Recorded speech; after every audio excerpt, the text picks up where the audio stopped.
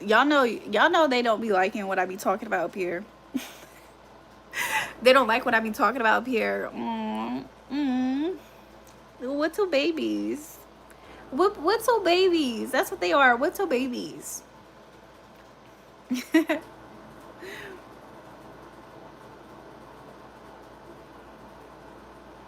We bike. We bike. What's good?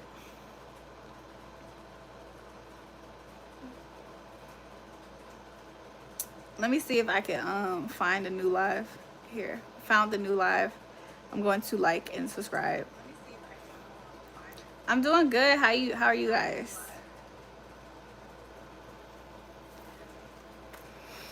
Anywho, they be so mad.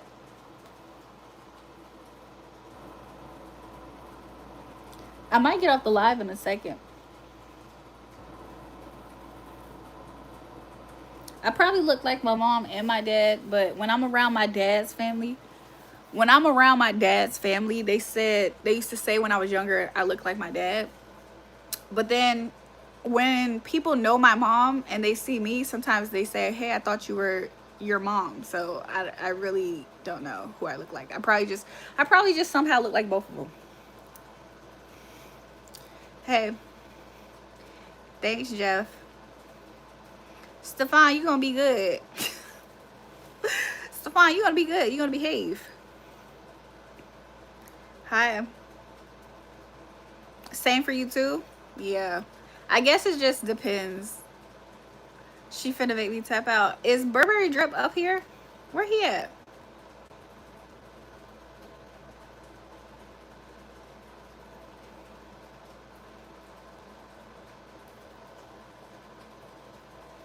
Stefan, you going to church tomorrow? Stefan, you going to church tomorrow?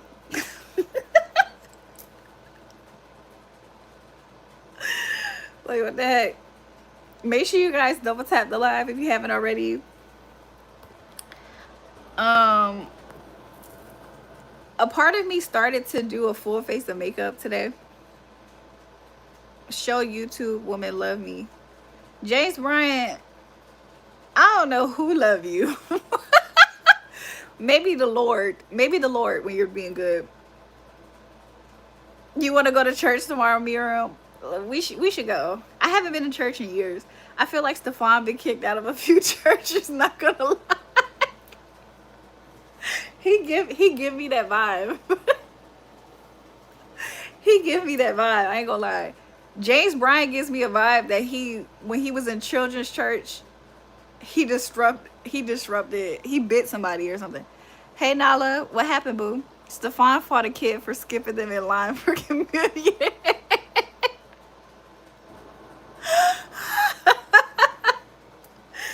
Nala, what happened?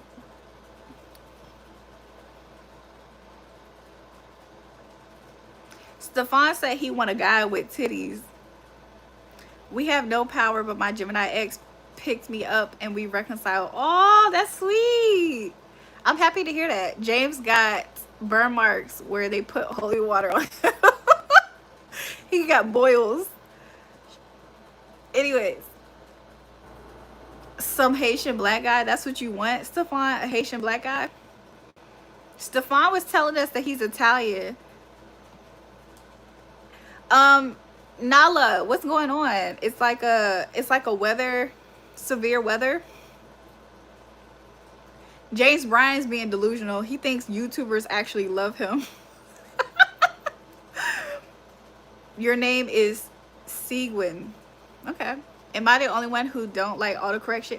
I feel like they changed autocorrect over the years because there was like a very sweet spot where autocorrect used to actually autocorrect exactly what you needed. Like, I feel like the past few years, like at least the past like 5 years, autocorrect just does whatever the fuck it wants. We need the holy water because we too masculine, allegedly, right? You just left the fight? Okay. James Bryan said I'm 200 pounds down. James, I don't know. I didn't know you do that. Them old ladies used to hit on me in church, and my mama would be so mad. This lady used to say, baby, if I was 10 years younger, you would be mine. Oh, she 41 age, the guy was. Oh, okay. They threw 3 towels at the fight. Why? Stefan, they asking you how old you are. Autocorrect needs to be for whatever James is speaking and no one else. Exactly. My ex said he gonna help me with a car, hopefully. That's what's up, Nala. That's what's up. Nobody on YouTube that got more money than you, James. Okay. Allegedly, James. Allegedly. Hey, Black Mama. That's what somebody just said. Your name is Golden Corral. And now I'm thinking about the last time I ever been. The last time I have ever been to Golden Corral that I can recall, I think it was somebody's graduation. I think I was joining some, like, was I joining somebody? I don't think I made it though.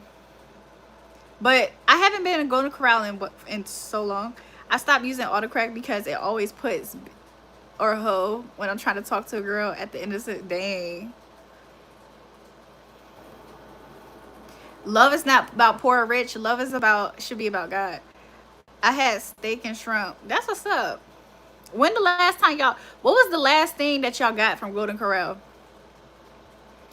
James Bryan, you always talking like you got it like that. You never ate at Golden Corral? For real? I have eaten at Golden Corral before, especially when I was younger. Shout out to King Art for the gifts. James trying to flex his Monopoly money. he trying to flex that check that he get every month. That's what he doing.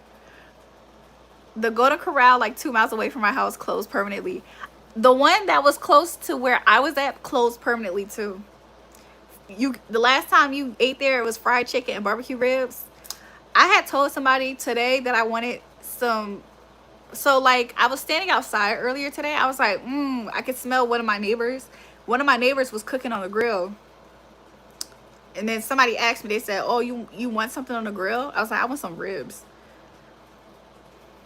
My boy got kicked out Golden Corral for eating ice cream straight from the machine. I believe it. Dang, I love to wake up next year. Hey, their sirloin steak was delicious. Really, I haven't had it in so long. It was ghetto, but I ate the mac and cheese and it upset my stomach for days. I don't mean to laugh, but that's the only thing that I would fear. Like, I low-key fear self-serving places of, like, restaurants. The last thing I got from Golden Corral was diarrhea. Dang. What's my favorite ice cream flavor? If I had ice cream right now, I don't know. I think I want some like sherbet. That's crazy as hell. It was like that scene in Nutty Professor 2. That's why you got bad luck. James Bryan, the only bad luck is you being here on this live stream. Don't do that. I've always been okay at Golden Corral in Los Angeles County. Okay. They be trashing the place there. Dang. Welcome back. Welcome back, Seguin. Unpopular opinion. It's okay to French kiss your homies while they are asleep. That's like a weird type of SA. What the fuck? It's definitely SA, but it's like it should be a degree of SA that, you know what I'm saying? It should be a higher degree of SA. I know that same room you in. He said, you read me. I read you on the last live. That's assault, definitely. Sherbert, your middle name? Okay, so how do you pronounce sherbet? Is it actually sherbet or is it sorbet? Because I could have sworn, or is it sorbet? Because somebody said it's pronounced. Okay, I was on TikTok. I can't believe everything that's on TikTok, but I fear when I get older I will. But I was on TikTok and somebody said it was like a video of sherbet. I say sherbet, but somebody in the comments said it's sherbet. I said what? I have never heard somebody say sherbet. But then I do know that there is a kind of ice cream that's sorbet, but it's not sherbet. So it's really sherbet. I always say sherbet. If somebody were to come to me and say, "Do you want some sherbet?" I'm like, "Yeah, man, I want some sherbet." I'm gonna think they're lying. I'm gonna think they're fucking with me. I could have sworn to sherbet. Yeah, sherbet is different. Like sorbet is different. But if somebody say, "Yeah, you want some sherbet?" I would think they're fucking with me. I'll never start saying sherbet. Me either. I would never stop saying sherbet. You're gonna have to find me in the upper echelon classes, and I would be hiding the fact that I pronounce it sherbet. Sherbet. Sherbet. What the fuck? Sherbet. The boy and mama named him Sherbert, so I'm gonna call him Sherbert. Somebody said, "Is sherbet really rainbow sherbet?" You know what? There's one way that I can figure this out. Actually,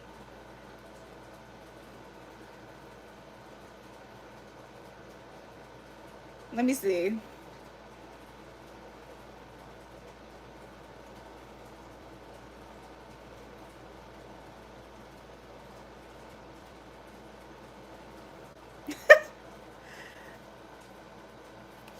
Oh, Sherbet. it's sherbet. Sherbet. It's sherbet. Hell no. I just chat GPT'd it. How did you know? Shout out to Intelligence for the gift. Yeah, they said it's sherbet. Oh my gosh. Well, if I ever have kids, I'll let them know. I'm gonna be like, I'm gonna give you the option. Do you want to pronounce it like how everybody else do on, you know what I'm saying? It's either sherbet or sherbet.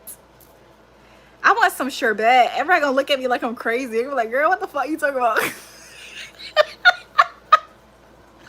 I'm gonna get around some black people, y'all, and I'm gonna say, "Ooh, I want some sherbet." They gonna be like, "What the fuck you talking about?" Sherbet, nigga. That's what they gonna say to me. Sherbet, nigga. That's all you had to say. Sherbet. What the fuck is sherbet? Why we gotta get the white man's language right? Exactly. I like Mickey Mouse shirt. I told you. I actually typed it in as sherbet though. Where Dr. Umar when you need him? Exactly. Why do we call it sherbet then? Exactly. Jewel, I need a reading if E gonna get me a new car or something. Okay, man, where are you? I'm not around my cars at all though. If a kid asks for sherbet, I would think that's Benjamin Button. Do people lame and he broke? James Bryan, I think something about you is broke, but the T is not silent. Wait, help. Can you type it? You said the T is not silent. So it's sherbet? It's sherbet? Somebody said the T is silent. Sherbet in Arabic means lemon juice.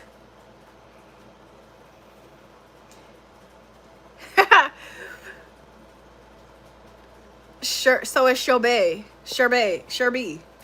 Man, get the fuck on. When I if I were to go around my family members or some black people in general, if I get around some black people and I ask them, "Do y'all want some sherbet?"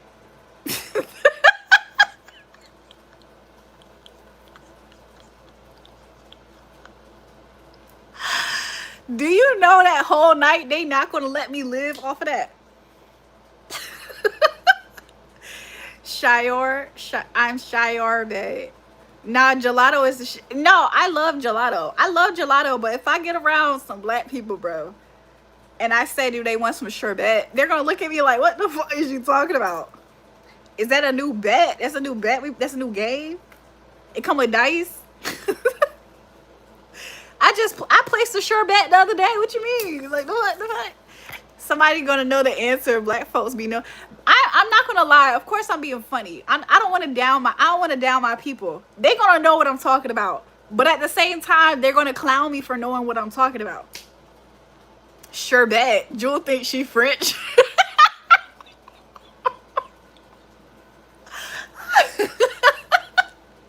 I was at the beach. You was at the beach, Jamarion.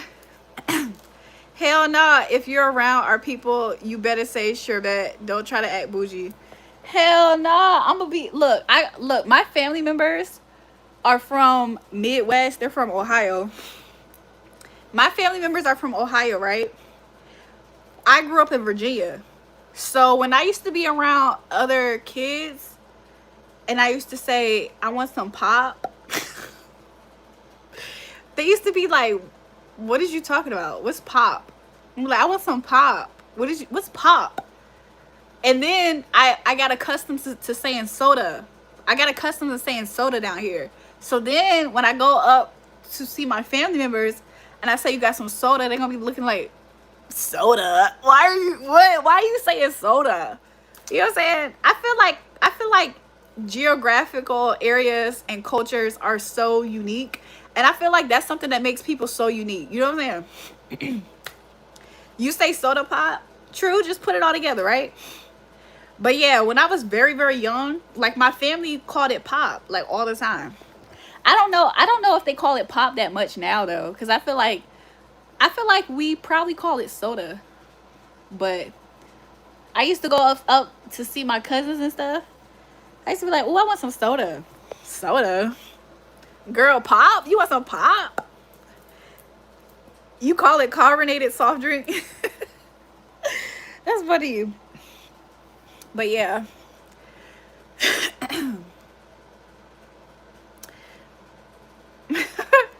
I don't know. I feel like that's what makes like life fun. You know what I'm saying? It's like you go one area, it's like that over there. You go to another area, but I feel like the best part about it is getting accustomed to wherever you're at. You know what I'm saying? Cause like I used to work with a lot of different cultures, like in people or whatever, and it's like it would be very rude. I would feel like a rude person if I was around people and I was being offensive to their shit. You know what I'm saying? It's like I'm in their space being offensive to them and their shit. That would make me look like a dickhead. Like, you call it bubbly wobbly. No, Nala, you're funny because my in-laws be calling it all kind of stuff like that. So yeah. They say soda in Mexico. I always understood it as soda, but pop is okay too. But it's just so crazy because when I was younger, people used to always ask me like, "Where are you from? You're not from here." I'm like, "Yes, I am. What the fuck?" One thing about that, you want my money, I don't want your money. James Bryant, don't nobody care about you and your Monopoly money. Yeah, that's very respectful. You call it Shasta. Oh my gosh, I remember those drinks. Didn't Shastas become discontinued? Am I tripping? Zamarian, what's your favorite candy? Cause the last candy I ate was some gummy bears. That's like the last candy I ate. I'm about to get me some sherbet.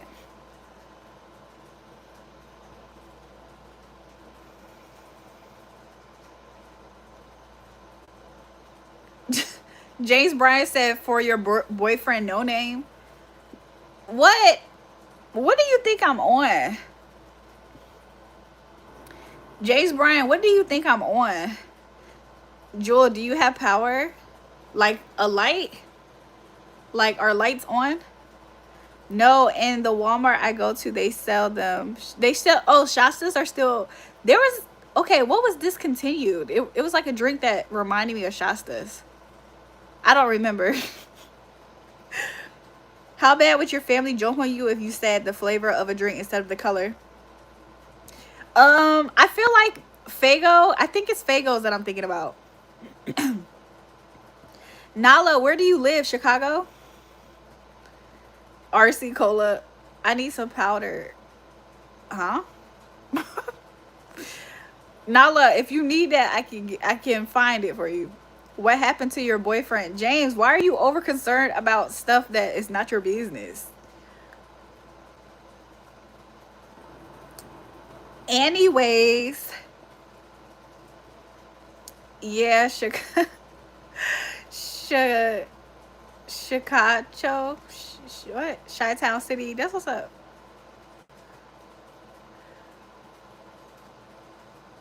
James, what did the people tell you? James about to James said he knows what happened to my quote unquote boyfriend. What happened to him? The people told you what? Everything good tonight, Black Mama? Everything good. It's ghetto. I should pull up to Chicago. I need to see some people anyway. I was about to go play some chess. I got family members in Chicago, but I don't.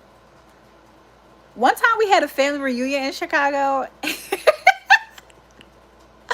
or was it Detroit? I can't remember. I think I didn't go to the Detroit one. I think it was. I don't think. One time we had a family reunion in Chicago because I have family members in Chicago, and when I tell you, they had us literally like on the block low key. I was like, I was a kid, but somehow I knew that we was. Can you tell James to stop calling me Dada, man? James, stop calling him that. I didn't tell you that. James don't be knowing what he be saying half the time. And he think people on YouTube don't like him.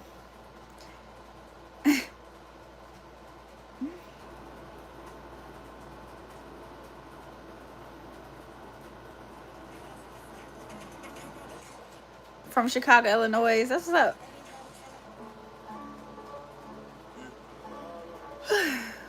I'm still tired. I feel like sitting down just helped.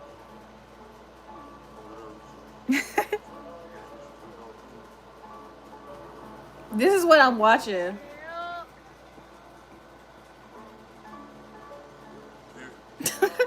Like, what is even happening?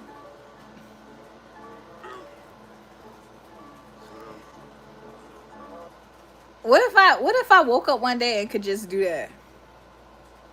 I'm actually fuming with jealousy. Somebody said, "What the heck?" What if I just woke up and could do that? That would be crazy. I'm gonna like her video.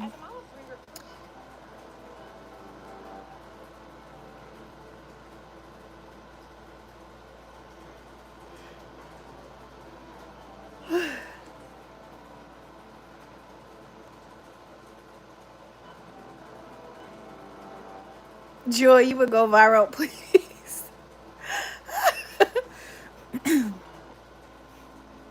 I feel like I'm too top heavy to be doing all of that. You can do it if you be and cue it. Am I gonna go live tomorrow? I'm not so sure.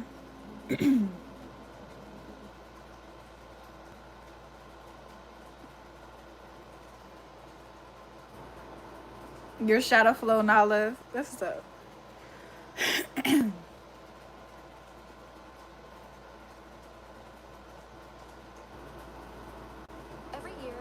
King Von lives by you. That's what's up. I remember 2016. I can't deal with people. I can't deal with people. It's just.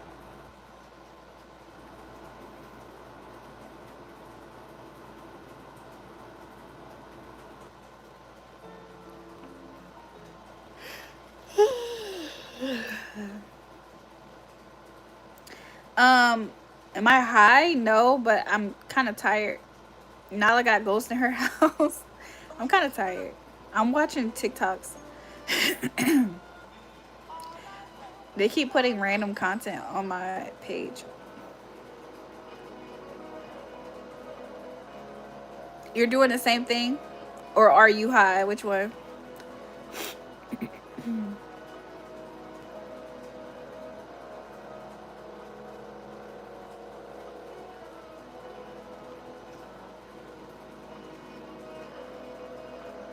What's good? How you feeling? How you doing?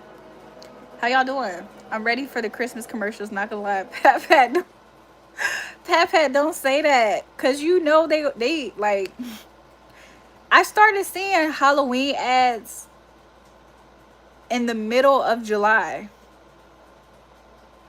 We just had came we literally just left 4th of July a week before, and I was seeing Halloween ads. Like,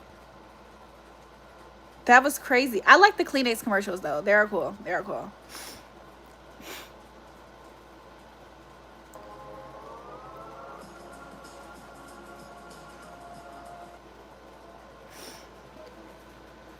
Oh my gosh, that alarm clock freaking sound, it literally haunts me. What percentage? What battery percentage?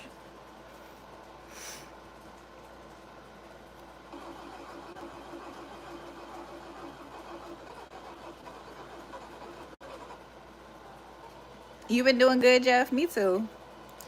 I've been doing pretty good. Every detail. $79 is Nala, why? Cause your power outage. How long has the power been out? This crock pot Italian chicken is bomb. I'm bigger. You're gonna big your back.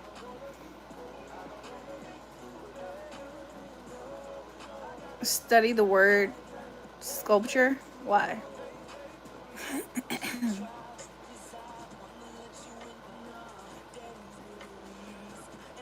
sir, what are you watching? Nala, how long has it been? 6 days. I would definitely go stay at Gemini house. What the heck? Call up E and or Gemini. Stay with them. My niece wanted it as a pinata, or Who got a generator on the block? He said, I know it smells crazy in Chicago. What the hell? Who got a generator on the block?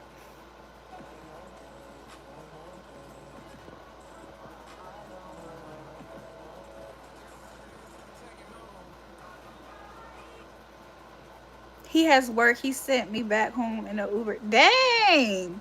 I would have tried to find a way to stay over there.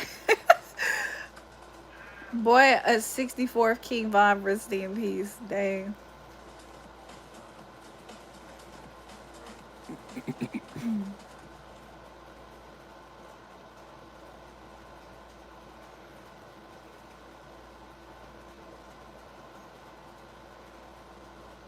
Pat Pat said go to the library. Who got power and Wi-Fi? Ooh, I accidentally liked I accidentally liked and unliked this lady's video like twice. Oh my god. Sometimes my TikTok be following people and I don't notice until like a odd time. Like I unfollowed like 5 people on TikTok that I don't remember following them. So I try to look through their old videos to see if I could figure it out. I don't know. James, you don't know what type of time. You don't know the time right now to know what type of time I'm on. I don't think I ever owned a pair of Crocs, but I want to actually own a pair of Crocs. Are you American? You say shape up or ship out.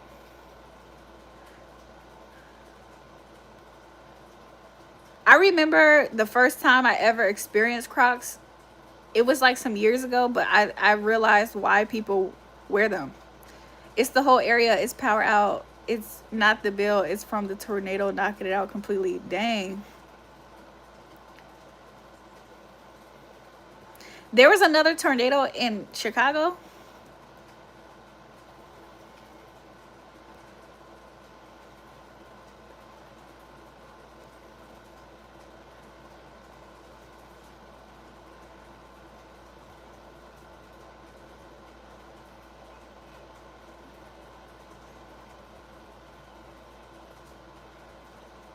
Dang, that's scary.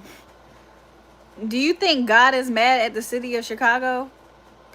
Cause I had seen this video and this guy was talking about the politicians in Chicago. I feel like there's a lot of corruption that be happening in Chicago in general. Like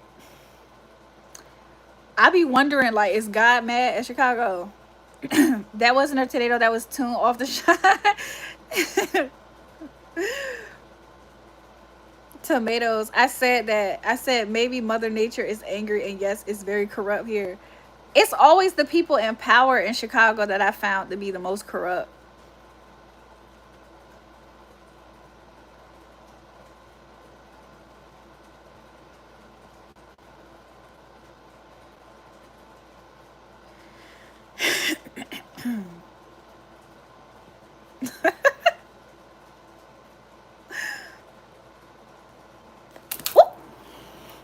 The city of Townsville. To NATO. Y'all want to see what I'm doing? Hold on.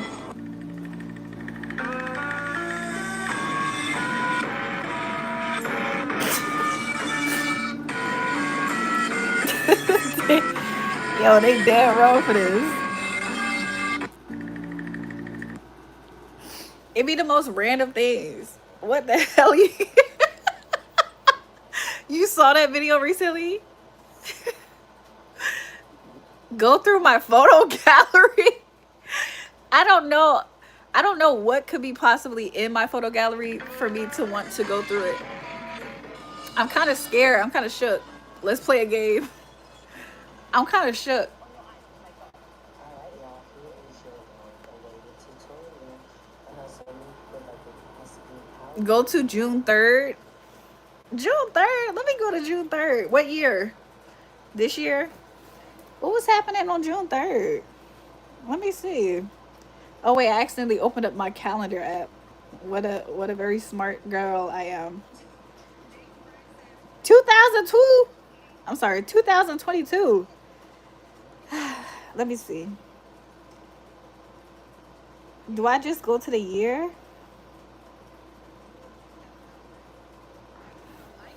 Let's see if I can do it. What happened June 3rd? That's what I'm trying to figure out. Let's see, June 3rd, 2022.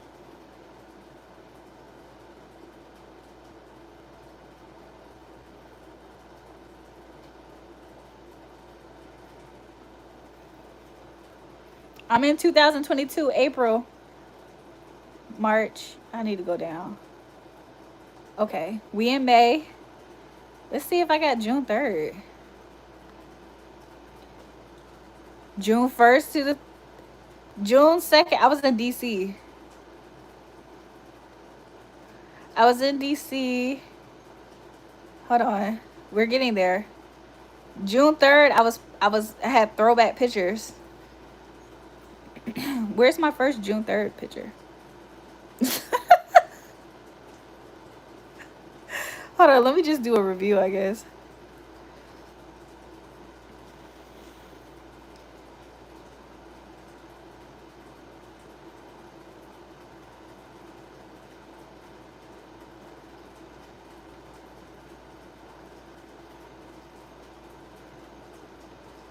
Okay, I'm about to show y'all. It looks, the coast is clear, it looks. Some of these screenshots are interesting.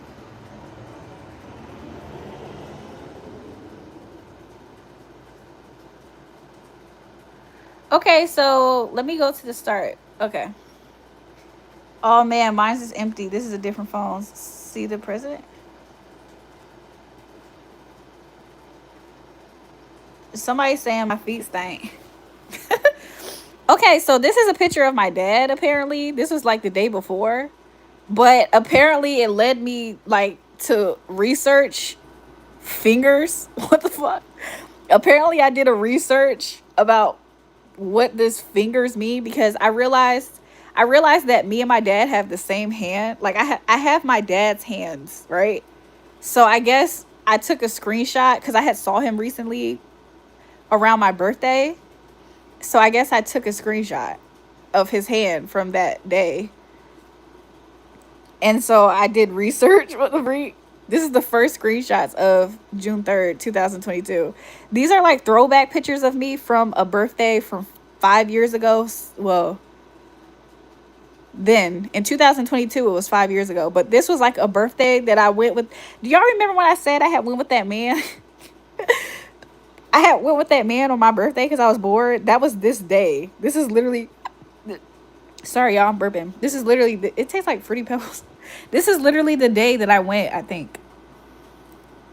So this is the pictures I took before I left with him, I guess.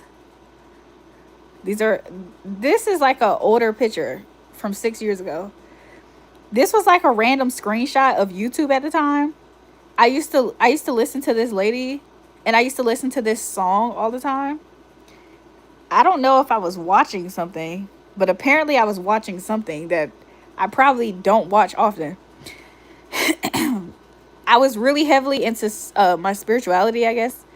I found my old, like, I was suggested my old TikTok account. Like, what the heck? I used to catch 333s, I guess, on June 3rd. I look grown as hell in those pictures. Your dad got hands that look like he punched hard as fuck.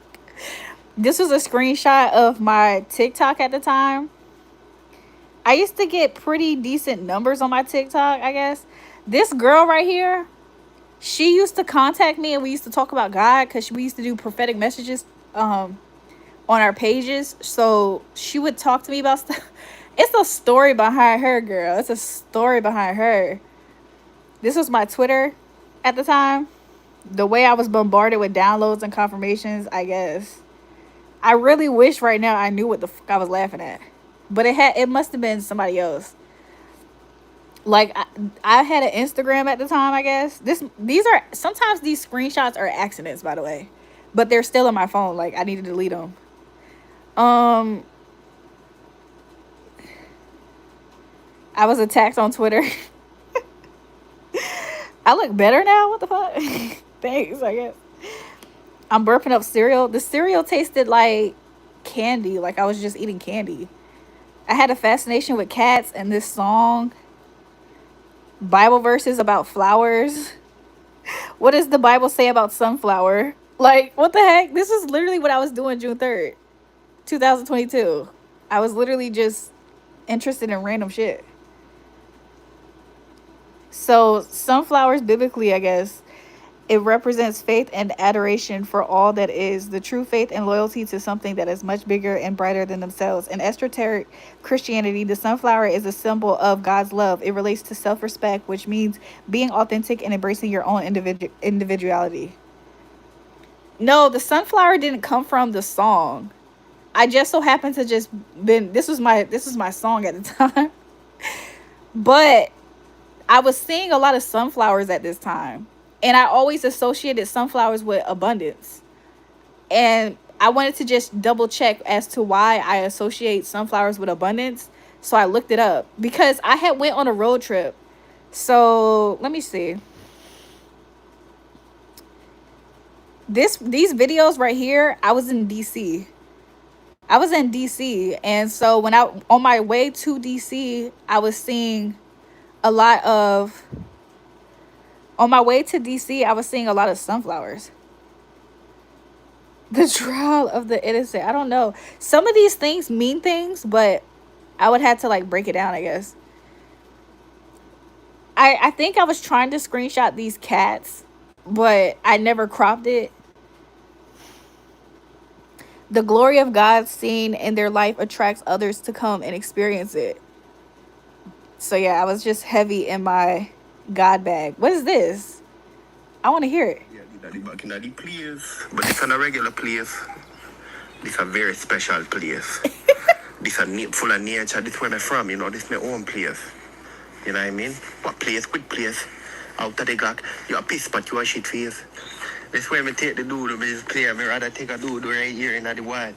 This dude right here, so. That dude right there, so. Too much dude. I would want to send these videos. Why you got a video of me? This is Pat Pat. I got a video of this guy because I was going to send it to my Jamaican ex, I guess. I don't know whose shoes these are. I must have been texting somebody. This is me though. These are pictures of me. These are like throwback pictures of me. So this says December. This was me in 2017 in December.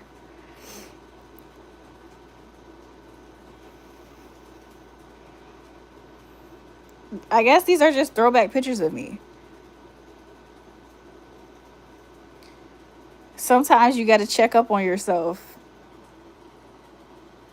Okay. What about summer 2016? I think this was like summer. This was like the winter around summer 2016. I had posted this and I was like posting like heavy metal bands and shit. Like when I took this picture, it must have been like, I don't remember what year it was, but I just remember I needed to listen to something, and that's what I chose. I was in Cleveland, Ohio when I took this picture. My cousin had did my hair. I was on my way to work. I was at work, actually. This was me at work. I used to work at a call center job. Why you look like you just banished someone from the castle? This is an A&R. I forgot who's he. He's an A&R to Atlanta. I don't know. This is me as a baby. Can you guess which one is me?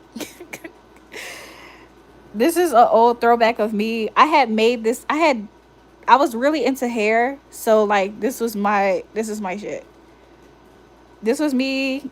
This is me living in Atlanta. I was living in Buckhead, I think, by this time. That's me as a baby. I obviously am a gift. Now let me stop. That's me as a baby.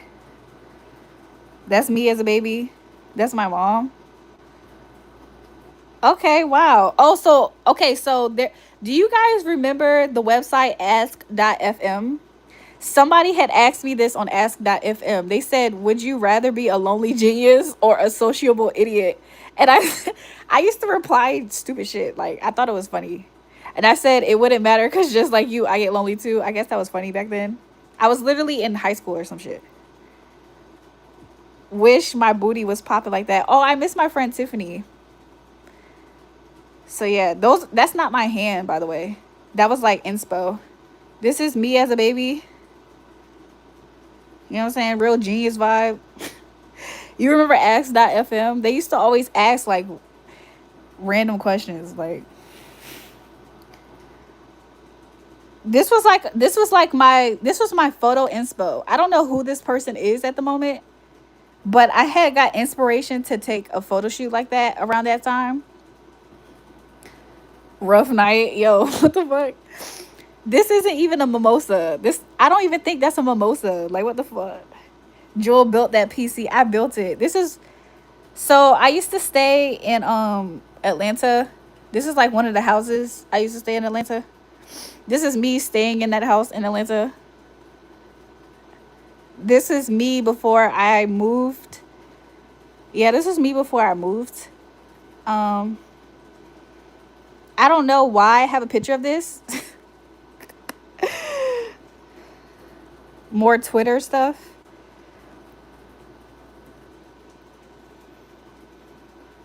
I got like reaction pictures and shit. I used to like, yo, there was like this weird era. There was this weird era in 2022 where I used to open up TikTok and there will always be somebody scratching off a scratch off. And I used to actually watch them. I used to literally watch them. This is more of my studies. Like this is like one of my Bible books. So what should we say about this? If God is with us, no one can defeat us. He did not spare his own son, but give him for us all. So if Jesus, so with Jesus, God will surely give us all things. Yeah, I was doing my nails, by the way, but I also was like reading. I used to watch this girl's channel until something told me to stop watching her, and then I stopped watching her. I'm scared to know what that is. More reaction pics. This is like an old picture. So I thought I was so cute because I had on some Versace sunglasses. Like this is so long ago. Can y'all recognize Marilyn Monroe's picture though? This was so long ago.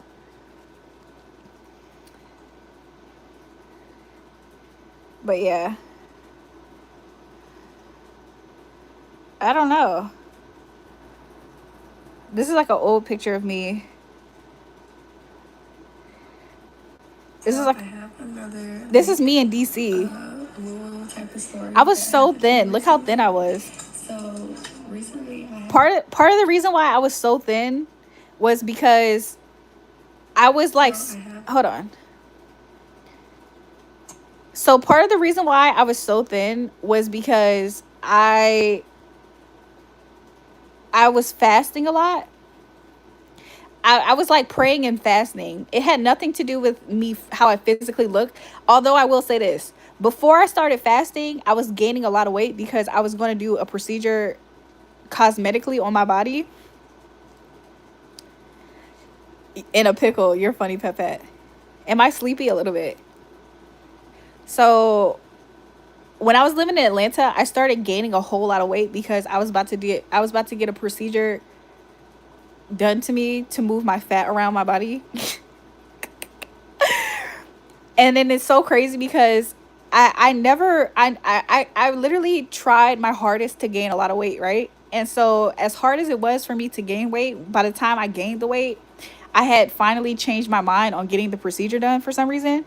Partly was because I realized that I have curves, like what the heck. So then it just so happened to be the case, like I didn't plan this out necessarily, but it just so happened to be the case that the only thing that I did do was I would go work out. But working out doesn't necessarily mean losing weight. So I would go work out, but that was for something else. I did like boxing a little bit for working out at some point too. But then I started to like really focus on God out of nowhere. And then when I started focusing on God, I started to do praying and fasting. And it was not my intentions to do so, but I started to pray and fast and I started to do it for like the whole year. Like I intended on praying and fasting for like a weekend for a certain thing. And then like another weekend, I did it with my family for a certain thing. But because I was by myself in Atlanta, I think that literally became something that I kind of like started to like. I liked it the time I had with God, and honestly it is a sacrifice, especially for me, to literally not eat as much, or you know. So that's what ended up happening. So I started praying and fasting, praying and fasting, praying and fasting, and it just so happened to be where I got super super small. Like to me this is like really small. And it wasn't my first time getting super small, but I just so happened to get super small after over time. But I was still like eating healthy and stuff like that. I wasn't My goal wasn't necessarily to lose weight. I just so happened to do so because I was like that was just part of my spiritual path, I guess. I don't know who. Oh, I'm sorry for showing somebody's address. I don't even think they live there anymore. But I sent somebody something, some mail or something. But yeah, this is like my sister's graduation. Jason was waiting. That's I felt like I had a cute outfit, but I don't think I took pictures of it. Hey Dad.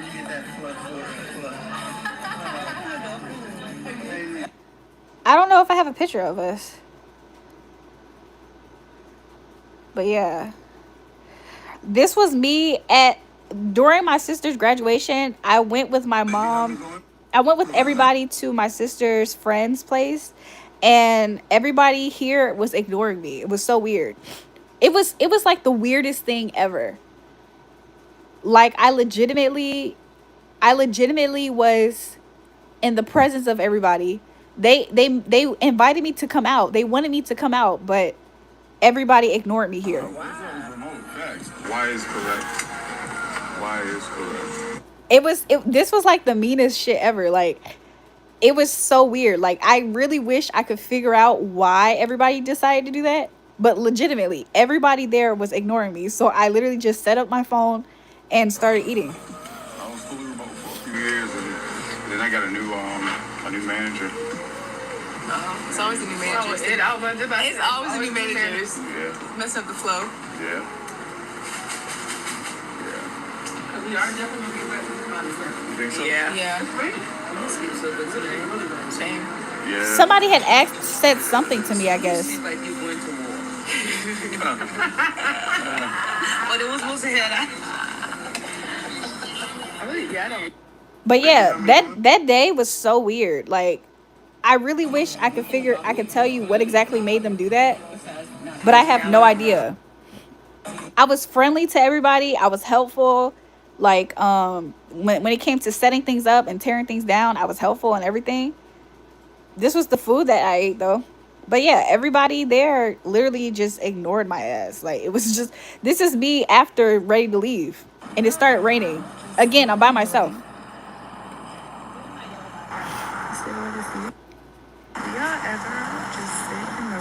Like I'm just by myself because it was just like the weirdest experience. Remote facts. Why is correct?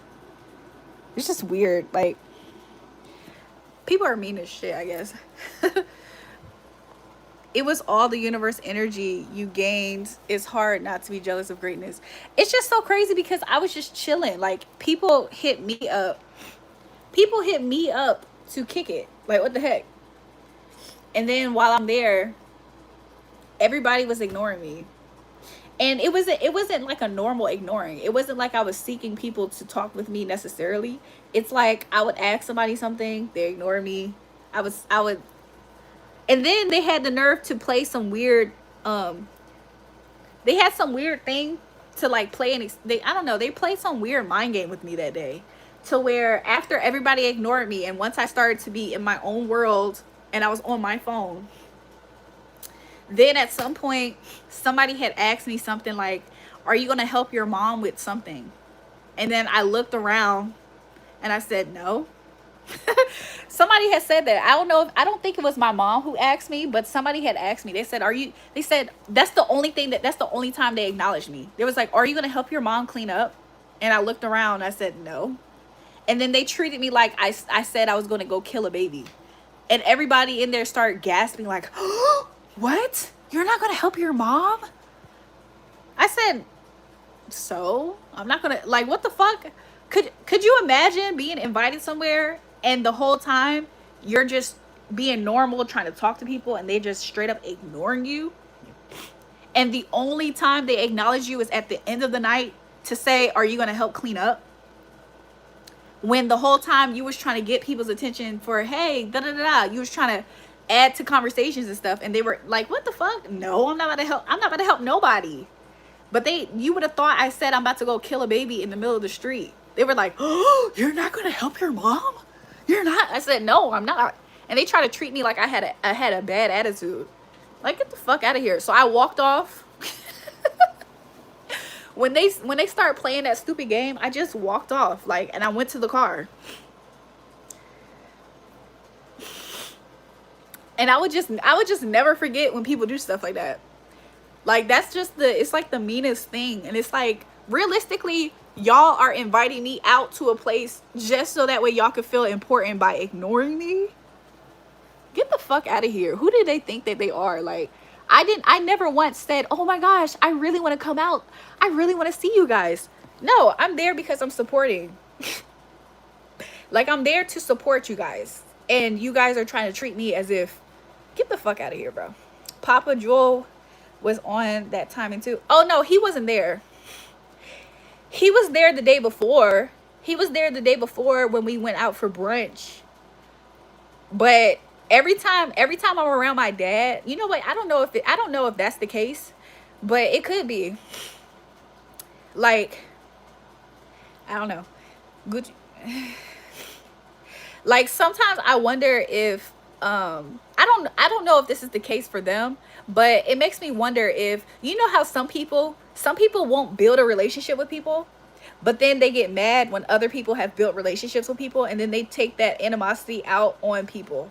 And I just don't believe in that. Like, I really don't believe in that.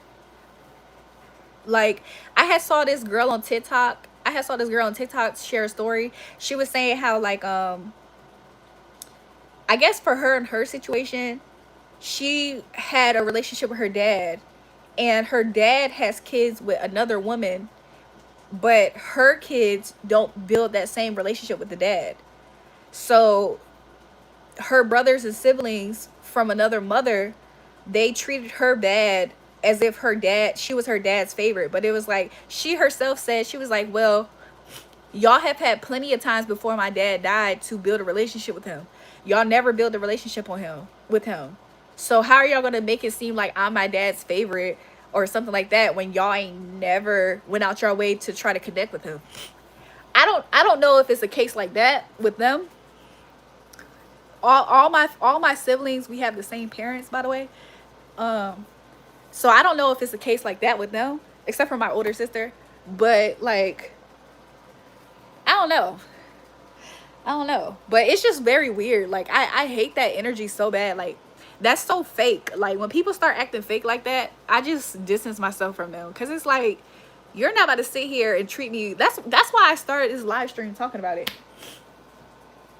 That's why on this live stream I was telling y'all about how people have desperately wicked hearts, bro. People really don't be thinking right. They don't live right. That should be crazy. But yeah, I'll never forget that day.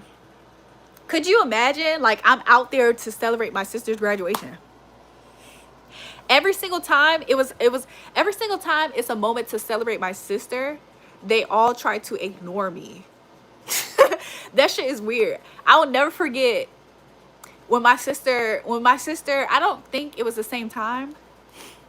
My sister had graduated in the winter, right? That was her graduating at the end in May. But my sister had graduated also in the winter time, right? So I'm getting ready to go to my sister's graduation. They did the same shit then too. They put me in a group chat. I'm in the group chat trying to understand what's happening, who I'm about to ride with, and all this stuff. They all started ignoring me. It's so crazy how much they do this, I guess. But they always ignoring me. They put me in the group chat and they all are ignoring me. They keep talking. I ask a question, they ignore me. They keep talking. So I'm not instantly thinking negative of them. Why? I don't know. I'm not instantly thinking negative about them. So I walk, I like, we're not that far away from each other. So I get up and I walk to my mom and I ask my mom a question. She's talking with my brother. My mom ignores me. Pikachu bro wasn't around, so he wasn't amongst all of that necessarily. Like, he won't really, Pikachu brother don't really operate the same exact way as them. And if I had to think, I would have to think very hard to understand in what role does he play amongst them. But he doesn't get down with it. My oldest brother, he does. My oldest brother does it intentionally. Like, he likes to snicker and laugh at that. He's like a narcissist or something. He does shit for reaction purposes. So I don't know. It's just so weird because it made me wonder, like, are y'all trying to use somebody else's time to try to find a way to shit on me or something? Like, I don't feel the feeling of like jealousy when somebody else's time. You know what I'm saying? When it's somebody else's time, I don't feel that feeling of jealousy necessarily. But the way in which that they go, the extremes that they go to try to ignore me, make it seem like I'm not there, I'm not talking and stuff, it's crazy. But when other people celebrate me, that's when they start being fake. When other people celebrate me, they be acting like Dreamcast bro. Dreamcast bro will watch me do some shit, right? And he won't say shit. I might even catch him trying to imitate some shit that I'm doing. And then when other people come up to him and talk about your sister, then he starts being fake. Then he starts being like, oh yeah, da, da, da, da. Like, it's the fakest shit ever. I've dealt with this before. It's because of your problem solving skills they don't have. It's just crazy because it's like, it's just, it just is such a coldness. It's such a cold behavior to do towards your own family member. And I don't know. I just don't really appreciate it. I have never ever forgot how often they do it. One time Dreamcast bro tried to start some mess with me on Xbox bro's birthday. You should put stop. Hold on.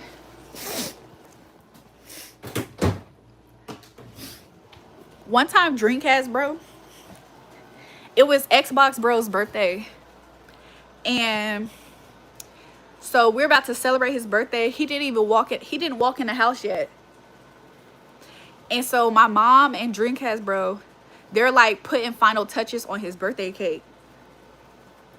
And so I'm asking them questions because they sometimes they would turn around to me and they would say something to me. And then I would say something back to them.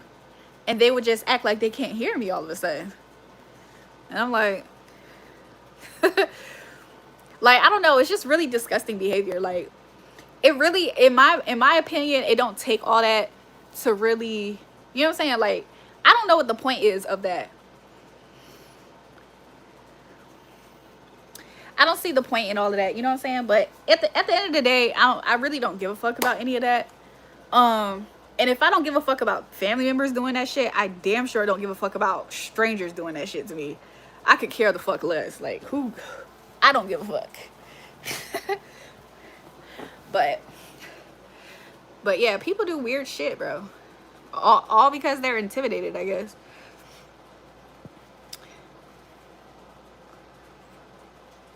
I'm just looking at the rest of the pictures of my camera roll at this point.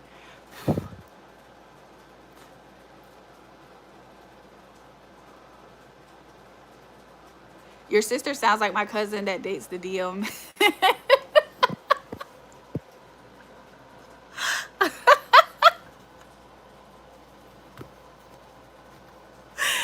Hey yo. I be feeling like you know what? I there's a lot that I want to say and could say, but I'm not gonna say much. Why is James Bryant always trying to comfort Tune out of all people? James Bryant has a crush on Tune. I literally left my family for 10 years. No conversation, no acknowledgement at all.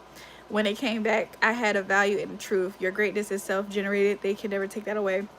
It's just crazy because, like, I believe you. I believe you. But you know what? It is what it is. They used to do it a whole lot. They used to do it a whole lot back then, especially when I first started to like come back around from when I moved. But like when I first started coming around, when I moved, they used to treat me like they were like somehow disgusted by me in a way. It was just so crazy. Like, I used to have so much good things to say and share with them, and I just stopped sharing anything with them because I could say something like, oh yeah, guess what? I started making music, da da da da, and not necessarily making music, but I started working with, and I could say certain people. They be like, "How did you do that? how did you do that? Really?" You would think that they would be cool. One time I was on the phone with somebody because they called me. They had something for me to do from working in the studio.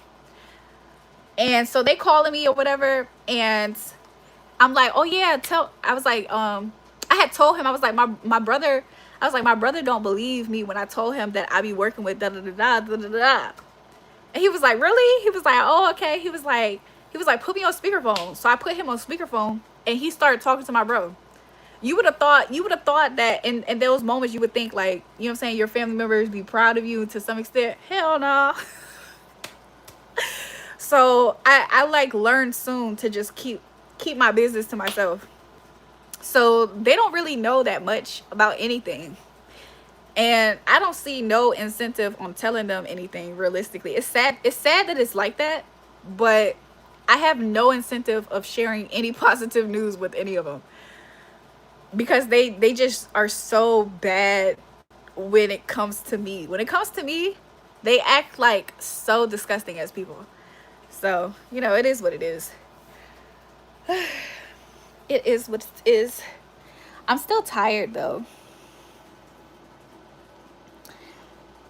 I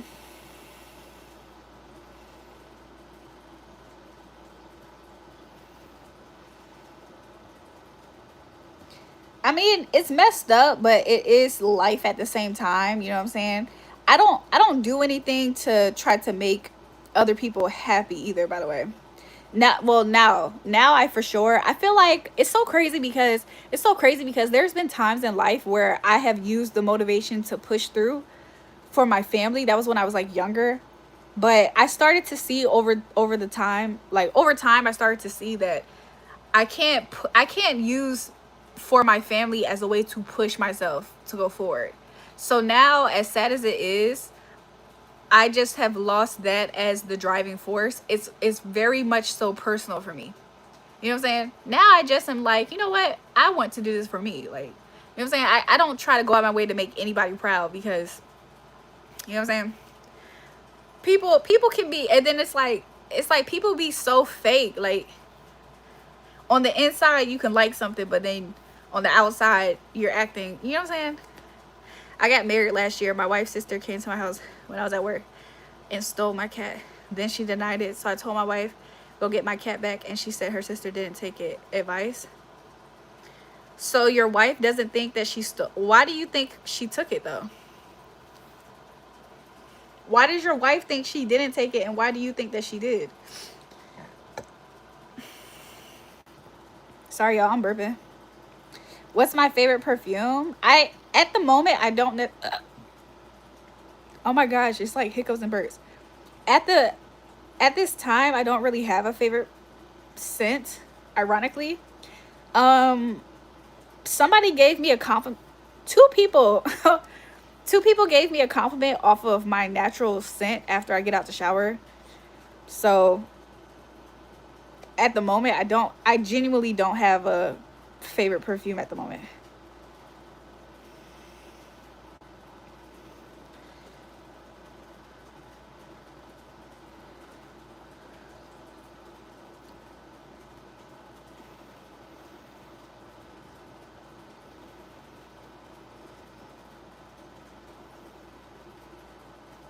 James Bryan said I look 55. Oh,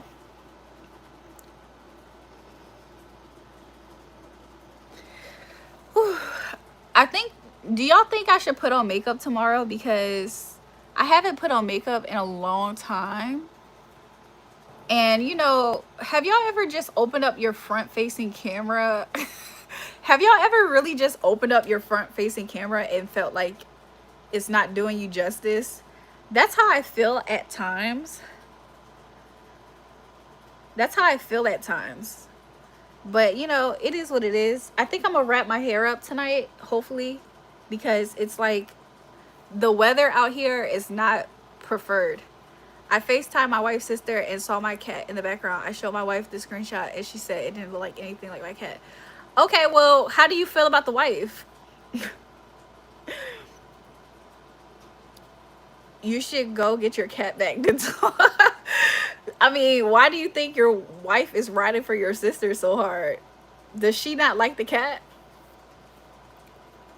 It sounds like she don't give a fuck about that cat.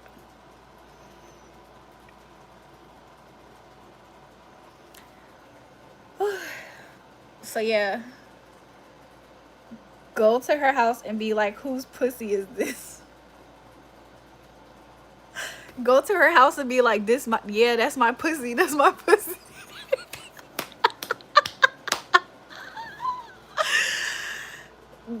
I bet you your wife would finally be involved. What is my goals in the future? Is your talent hidden or do you feel maximized? I keep my talent hidden. She's disgusting, dirty mouth. I keep my talents hidden just because I have learned a long time ago that people do not go out their way to support me, not even the slightest. Not even in the slightest. I have came to the awareness long ago.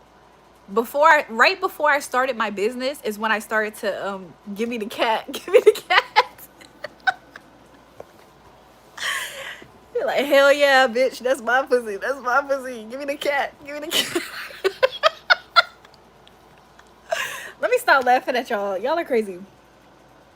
So when I first started, whenever I do something, I have been able to see how people responded to me at a young age. When I was in middle school, people used to respond to me in a certain way. Like I used to go to school and I used to see a lot of people change their way that they are to me. And I used to notice it. Like, I feel like when I was at a young age, like my walk with God is so tight because like I have always felt like the only thing I had was God, right? I mean, it sounds dramatic really, but that is the case. Like I have always felt like if nothing else, I have God, right? You know what I'm saying? So God used to show me stuff at a young age. So at a young age, God used to show me little insecurities that I would have, he would show me how much I would influence other people, even how I was, you know what I'm saying? So it was kind of cool to see different things. And then like strangers with like strong prophetic gifts and stuff used to come up to me and they used to tell me things about myself, who I am as a person, because this is stuff that I used to pray a lot to God. Like I used to ask God a whole lot about who I am, what does he want me to do, da da da, when I was very, very young. Like I'm talking about 6, the age of 6, the age of 8, the age of 12. Like I'm talking about those type of ages. So then, you know what I'm saying? It got to a point where, long story short, I read that book. I read the book about Joseph and his jealous brothers. And I never looked at that as me and my family, by the way, by me saying this. I never compared that necessarily to me and my family per se, by the way. I just looked at it when it came to the nature of people. The nature of people is that when they feel like you have something, when they feel like you have something that they can't, that they feel like they don't have. Like in the case of Joseph with the coat of many colors, they could see how much the father loved him.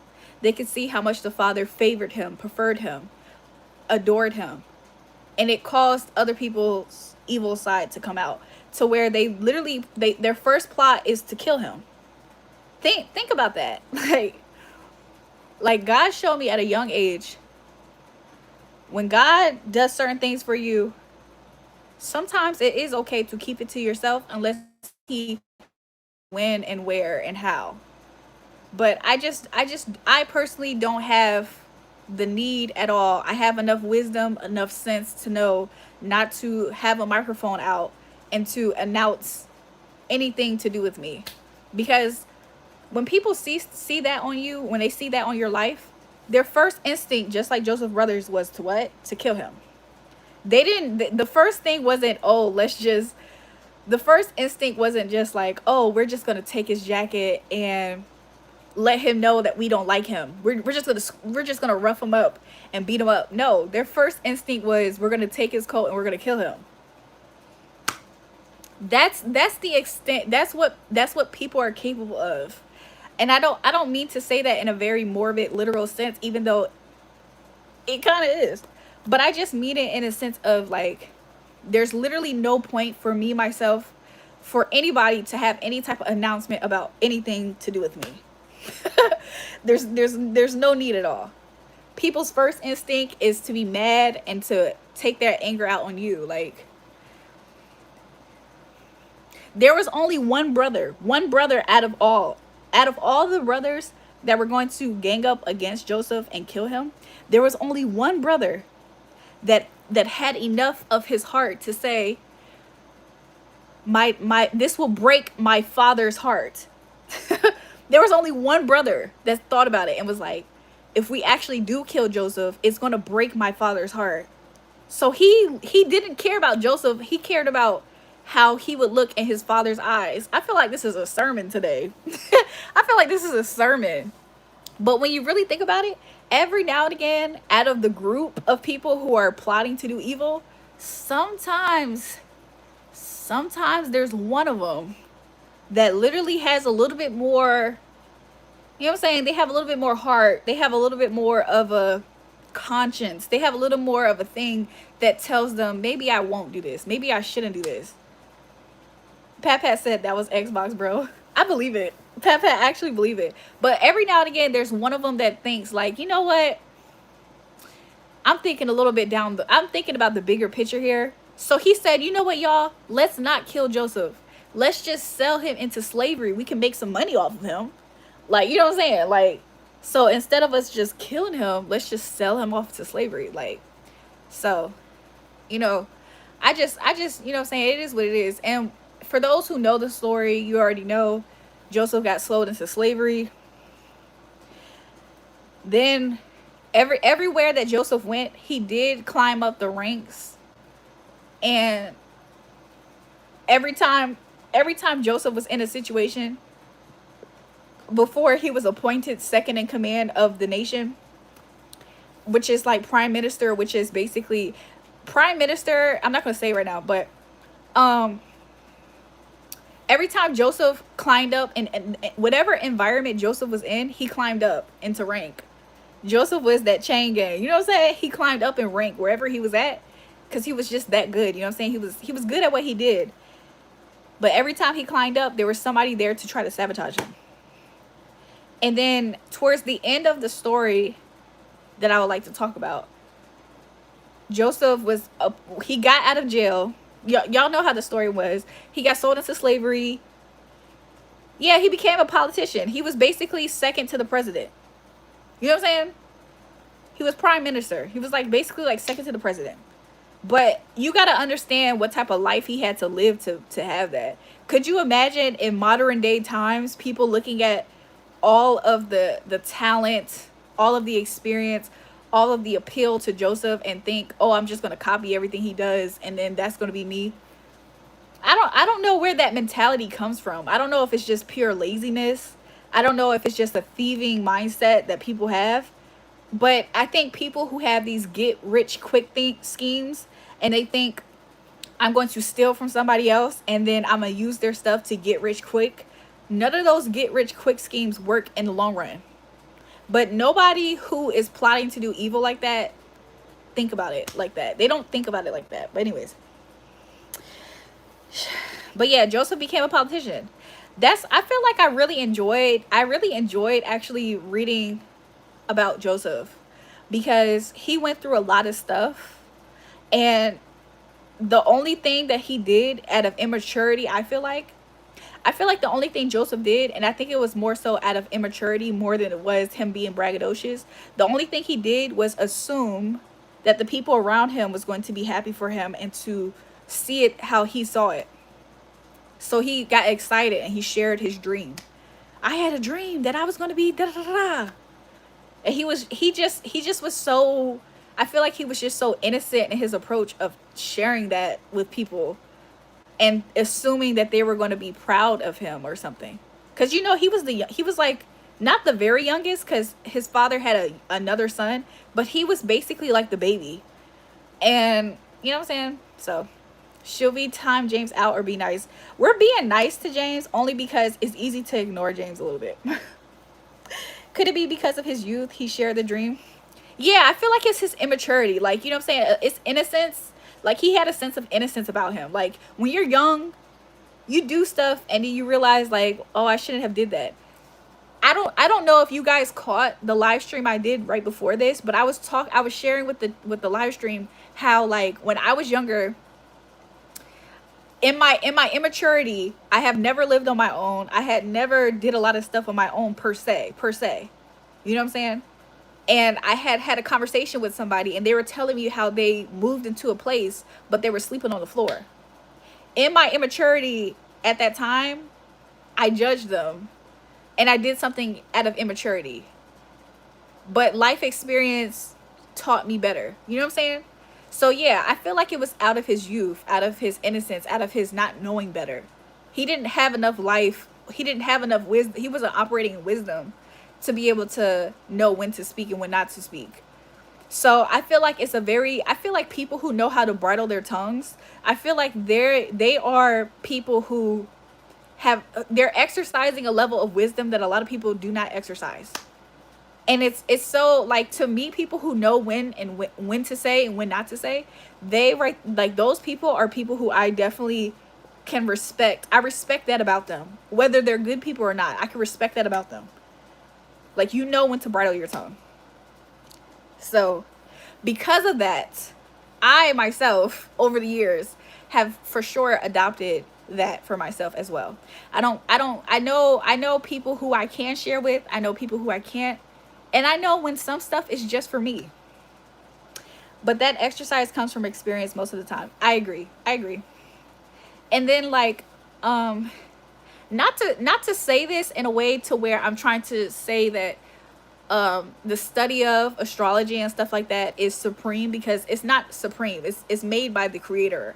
The creator has made stuff, so it's not something that I set above the creator. However, I feel like it's interesting because when I started to look into my own astrology, or when I started to look into more things that are connected to who I am, I started to see those themes. Like, I see themes within my natal chart that says that I cannot share, like, the reason why I shouldn't share in certain areas of my life is because certain people will respond this way.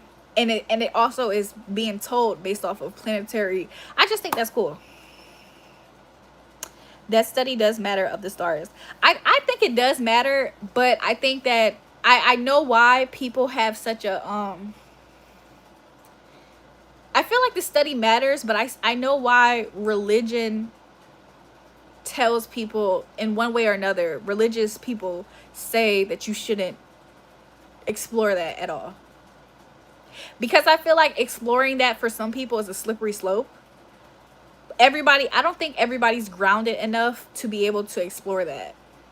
And I feel like even back in the day, there used to be only certain people who literally were I don't know the word right now, but there were only certain people who were able to hold certain information and knowledge and accesses when it comes to religious things. So I feel like now that everything in modern day is open, I still almost sense and feel like this feeling that says everybody shouldn't really be exploring those avenues, because what could be good for somebody else could be a fool's demise. You know what I'm saying? Like a foolish person could get their hands on something, and just because they're foolish in general is they're going to destroy themselves.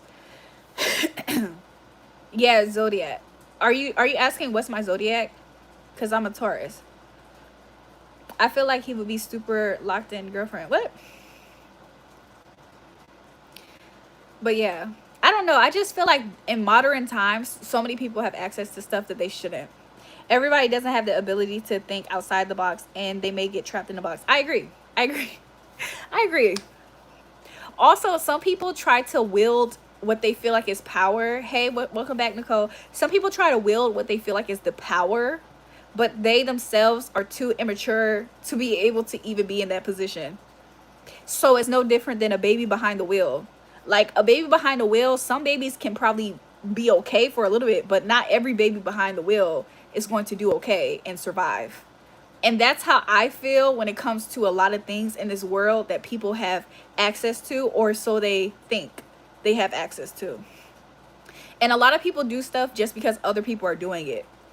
So like, yeah, like a celebrity right now can present something that can make other people do it too, but stuff like that.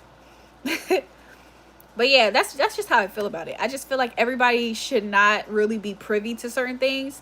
And I feel like the same way that I could see certain stuff within my natal chart, in certain people, if you were to look in their natal chart, you can see certain things with them too. Like, oh, your natal chart shows you to be somebody who's prone to do this, or to make mistakes, or to do this or to that. Like, you know what I'm saying? So it is what it is. But yeah, but I just want to say that I do love my family. I know I was talking about my family earlier, and you know, they do have very human ways about them, meaning it's not necessarily all good or bad or whatever the case in between, but I do still love my family. You know what I'm saying? I might not like certain things, but I still love them. People think I'm sick right now, but I'm not. I just feel hot and have a cough and my nose is clogged. Nicole, are you sure you're not? Nicole, I agree with you. You're not sick, and you're going to start feeling better. Where you get those eyes from? Because your vision is clear. Would you say the way you were raised helped your intelligence? I feel like my DNA, I feel like I come from two people who are very, very wise. And I feel like they were supposed to come together. Like, I feel like they were supposed to be together, rather. So I feel like the makings of being a product of that helps you be a certain type of person in general. So I think that has helped on both sides. But then I also feel like when I was young, I used to have a lot of people pray over me. When I was a baby, my parents used to pray over me all the time. And then when I was a baby, I used to have a lot of powerful people pray over me. They used to always see something or whatever the case. So like I have always, I feel like I'm also a product of a lot of people who Some are here still, some people are not still here, who have literally laid their hands on me or just prayed over me in general. I also feel like that, which AKA is God. AKA, I think it's God. I think God just so happened to just do that. I have no choice in it. Like I don't even think, I would like to even think that I don't think I did anything. Like, you know how like when God, like God's love, like we can't earn God's love. We can't do anything. We can just be in it. You know what I'm saying? So, I'm not the only one though. All of my siblings have also been through that, where my parents prayed for them, where they've had important people pray over them, stuff like that. So I just feel like it's just God's doing a lot of times. And I feel like the more you lean into that, the better. You know what I'm saying? Because when you don't lean into it, you start to kind of be influenced or pushed, or you go through things. Sorry, y'all, I'm hiccuping and burping. So, yeah. Zamaria, you about to start? You about to start school? That's what's up. You about to start high school? That's fun. You about to be a freshman. But yeah, I don't know. But I also feel like like for instance, like your parents know how to make a baby. I also feel like whatever you choose to do, like some people have an inclination to do certain things. Like I have always been in situations to where people have tried their hardest to isolate me in one way or another. You're the modern day Josephina. I've had a lot of people. I feel like I like Joseph. I like the story of Esther. There was like a season where I was studying the book of Esther. But the people who I really like in the Bible, I like Joseph. I like Esther. I of course like Jesus' story. There's other people in the Bible who I do like, but you know. But yeah. Job. Okay, so Job was like one of the first books of the Bible that I really tried to understand, because every single time I read the book of Job, it used to kind of scare me because I was so confused about understanding who God was. So every time I would read the book of Job, I literally thought God was like a terrible person. Like I thought God was a person that literally decided to destroy somebody's life. Like and he allowed, and I felt like God was like a bully. Like he was laughing with the devil to ruin a guy who was devoted to his life. Like I did not understand it at first. It was like a mind F for me to first read the book of Job. So I had to like really read it a few times. I wouldn't say Job is my favorite. However, I strongly resonate with the book of Job. So Job is a fave book to read, yes. But my God, something that I have learned, and with every person in the Bible that I have loved, is the fact that they all share something very common with Jesus. And that is the fact that suffering, like there's so many Bible verses that talk about suffering. It talks about how when we're here on this earth, we're going to experience suffering at some point in time. And when you love God, you suffer for Christ's sake. So sometimes, just like Job suffered for Christ's sake.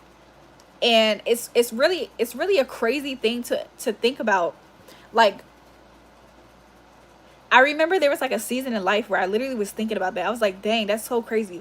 Like I was thinking about all the stuff within my life, and I was thinking about that Bible verse, like, we suffer for Christ's sake. Sometimes we're going through something, and literally God is part of the reason why. We're either suffering because we have the light of God. We're suffering because maybe to some extent God is using us. But one thing that we all are going to experience, especially if you love God, is the fact that at some point you will suffer for Christ's sakes. You know what I'm saying? It's just kind of interesting. I wouldn't say that that's the whole prefaces of your relationship and walk with God, though. That's not like the whole entirety of your relationship with God. But that is something that you do experience, and part of the experience is so that way you can understand who God is. Like I don't know. It's kind of complex because depending on where you're at, to hear those words, it means something different.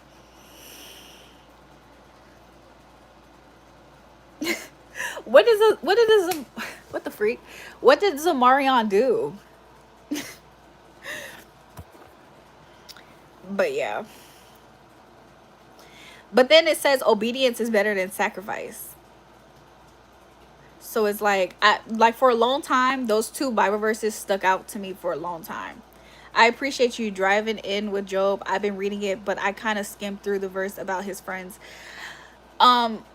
I feel like the book of Job is really an eye-opener, because realistically, whenever you have a strong devotion to God, and whenever you're doing something for God, for the love of God, for God's sake, for your connection to God, it literally highlights how much other people will not understand.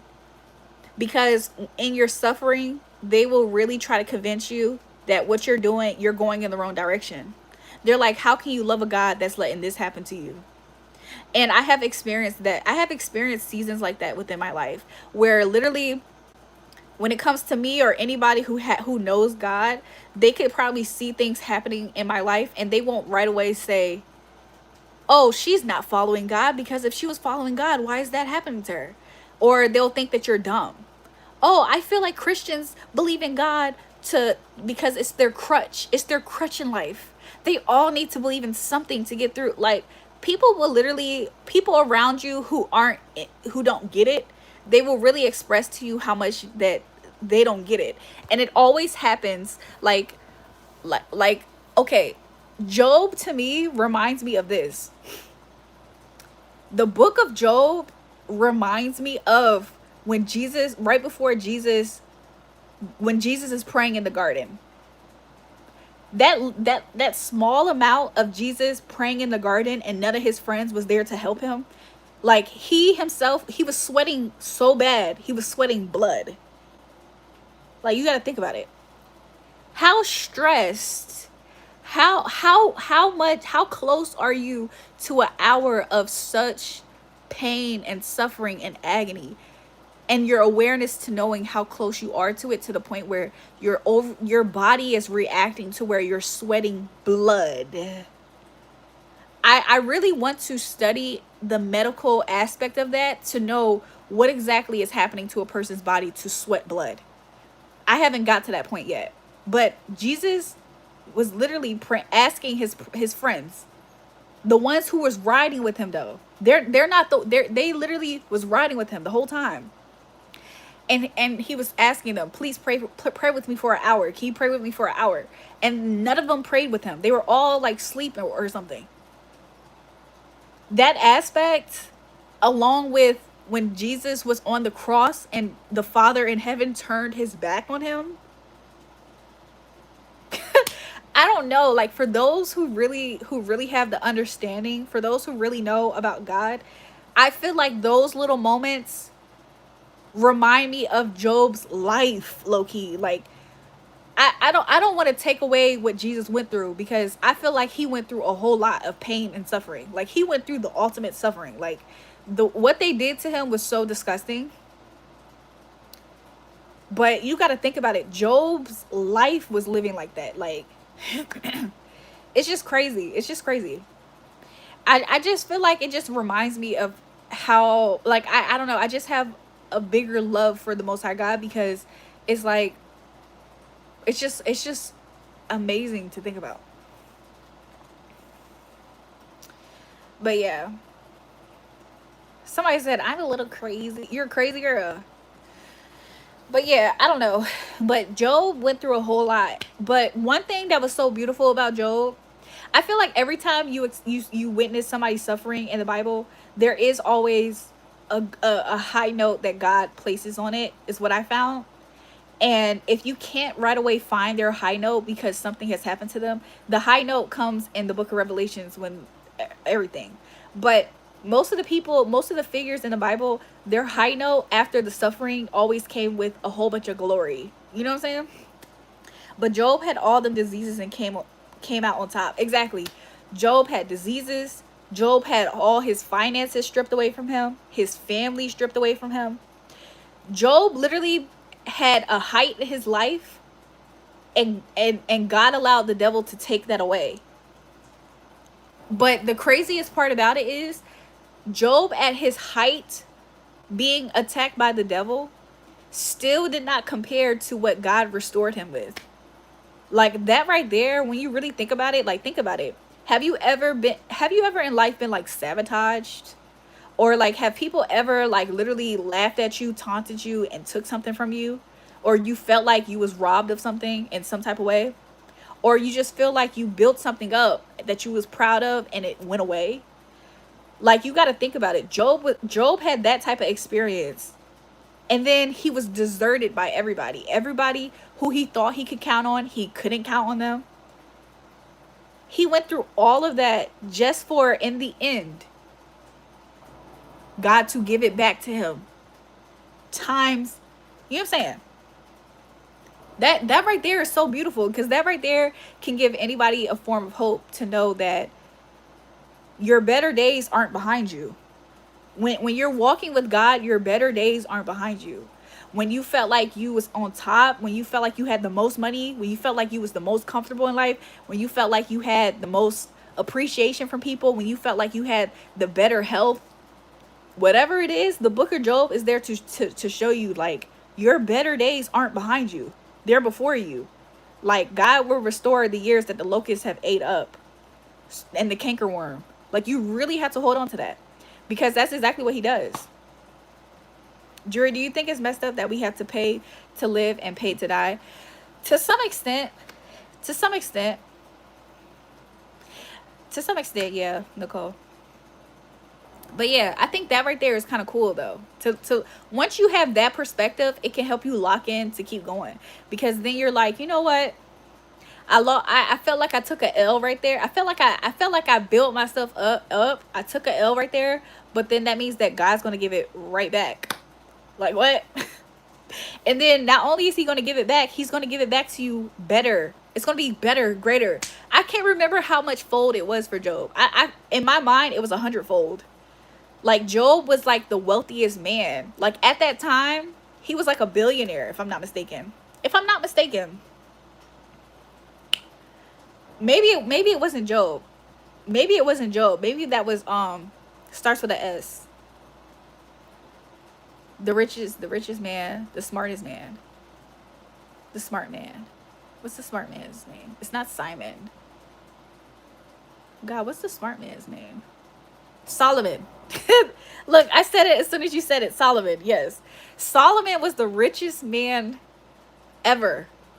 He was the smartest, the richest ever. There will never be another like him.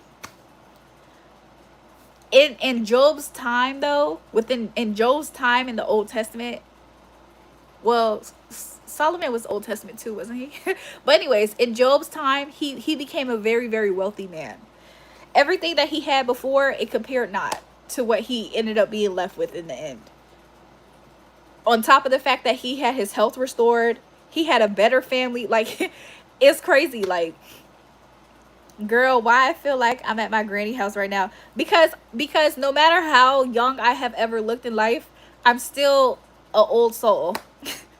Like, I literally have read these things. Like, you know how like you can go to your, you know what I'm saying? Some people, the older people actually read and studied and took time to understand these things. And I'm no different than them. Even when I was younger, I still did stuff like that. Like, I had like weird curiosities to certain things. Like I have a very strange faith in God, and part of it comes from the fact that I have seen him do things, and a lot of stuff that's part of your relationship. When you actually know somebody and you have a relationship with somebody, you start to understand more of who they are and how they work. We all had to do all of that. You know what I'm saying? I feel like the best type of study that you can have between you and God is when you are intentional, when you go out your way to figure it out. So yeah, I think like God is so good. Like I love God so much. From Matthew to Revelation, chapter 3, verse 20. Amen. I'll have to look it up. We're under the new covenant. Oh yeah, we're definitely under the new covenant. So But reading the book of Job back when I first read the book of Job and tried to understand it, I think I was like, I was a teenager. I was a young teenager.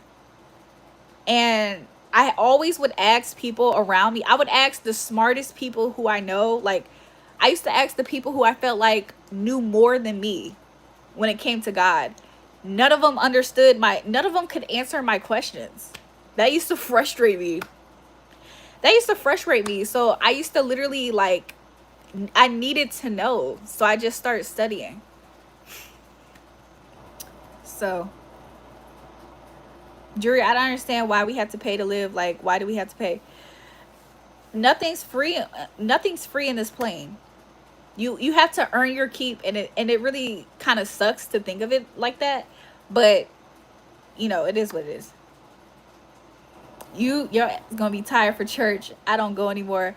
I haven't been to church in years. Like, I think the last time I've been to church was when I went to go get baptized, and that was in like 2021. I think 2021 is when I went to go get baptized. It was a really good experience. I wouldn't say that I was sick in my body, but if I was sick in my body, I feel like God removed it. My dog, what's up, Juju? How you been? One of a kind wheelchair. Welcome back, buddy. Yo, one thing I will say is that I got on live that one night, but I couldn't hang. Like, I tried to stay on, but after like I think it was like close to 3:30, I got off. I can't remember what time it was, but I got off the live. I was so tired. I'm tired now, but I was very, very sleepy. But yeah, Buddy hasn't been up here. Yeah, it was late when you got off. True. Buddy's not up here. Revelation chapter 3 says, I stand at your door. If anyone hears me and opens the door, I shall enter him and dine with them. Amen. I love it. It's so funny because the beginning of that Bible verse, it jogs like a muscle memory to where I kind of remember it. I need to study more. I feel like if I met the right person, I would, if she wants to, but I'm still not sure. I would give it a chance. Yeah. I feel the same. Am I mixed? No. What about that dream? What dream? I don't know what LED troll kid is talking about. I guess he's trying to troll me, but I don't know what he's talking about. What about behold, I'm at the door? Maybe that's how it starts off. I don't remember. If I met the right person, like, okay, it's not about me meeting the right person at the moment. Every single time recently, I have tried to go to a church out here. Something kind of prevents me from going. And I know it's not the devil. I know it's not the devil, but every single time I try to go to church out here, something kind of halts me from doing so.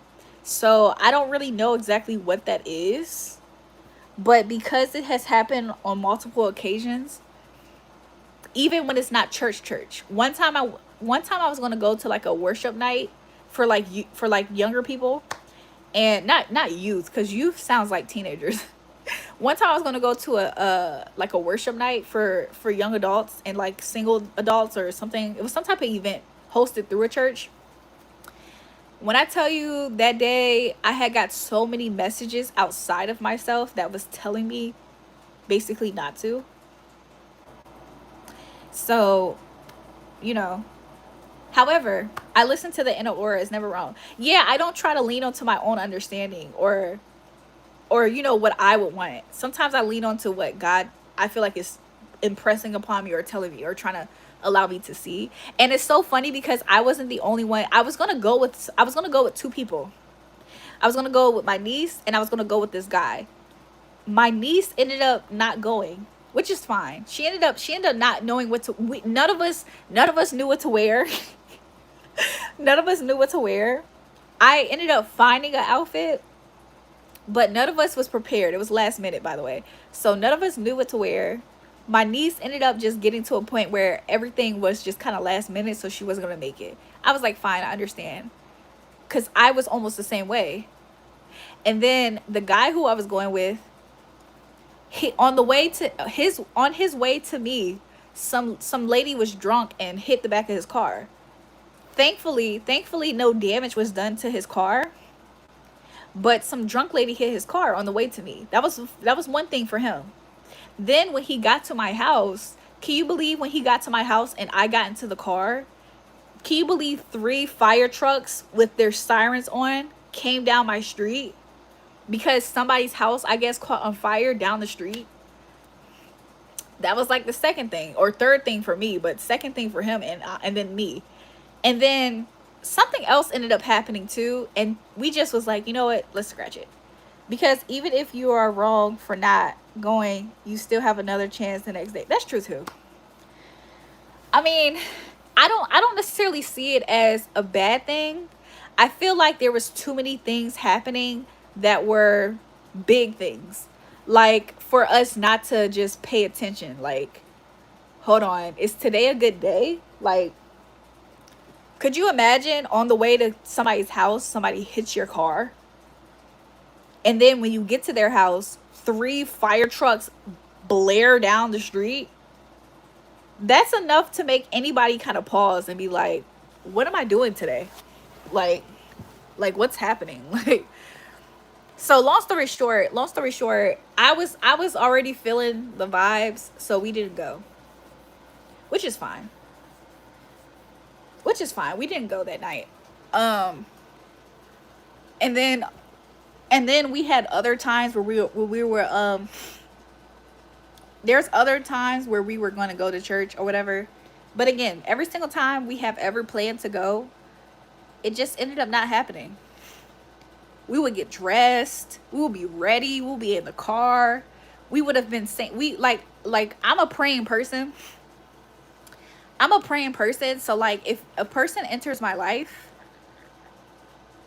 you're going to get these prayers. Like, we're going to pray together. You're going to get these prayers. So like me and the guy that I was going to go to church with, like we literally prayed together every single day. Every single night we pray together, or every single day we pray. So for those things to be happening and we've been praying, I'm not going to find that strange. I'm going to think like, you know what I'm saying? Okay, God, we're just not going to make it. And that's fine. You know what I'm saying? I know when to press through, and I know when God's trying to tell me to chill out. So I chilled out. But, you know, obedience is better than sacrifice. So that's something that I always think about too. If I feel like God's telling me something, I'm going to go with what God's telling me, other than, you know what I'm saying? So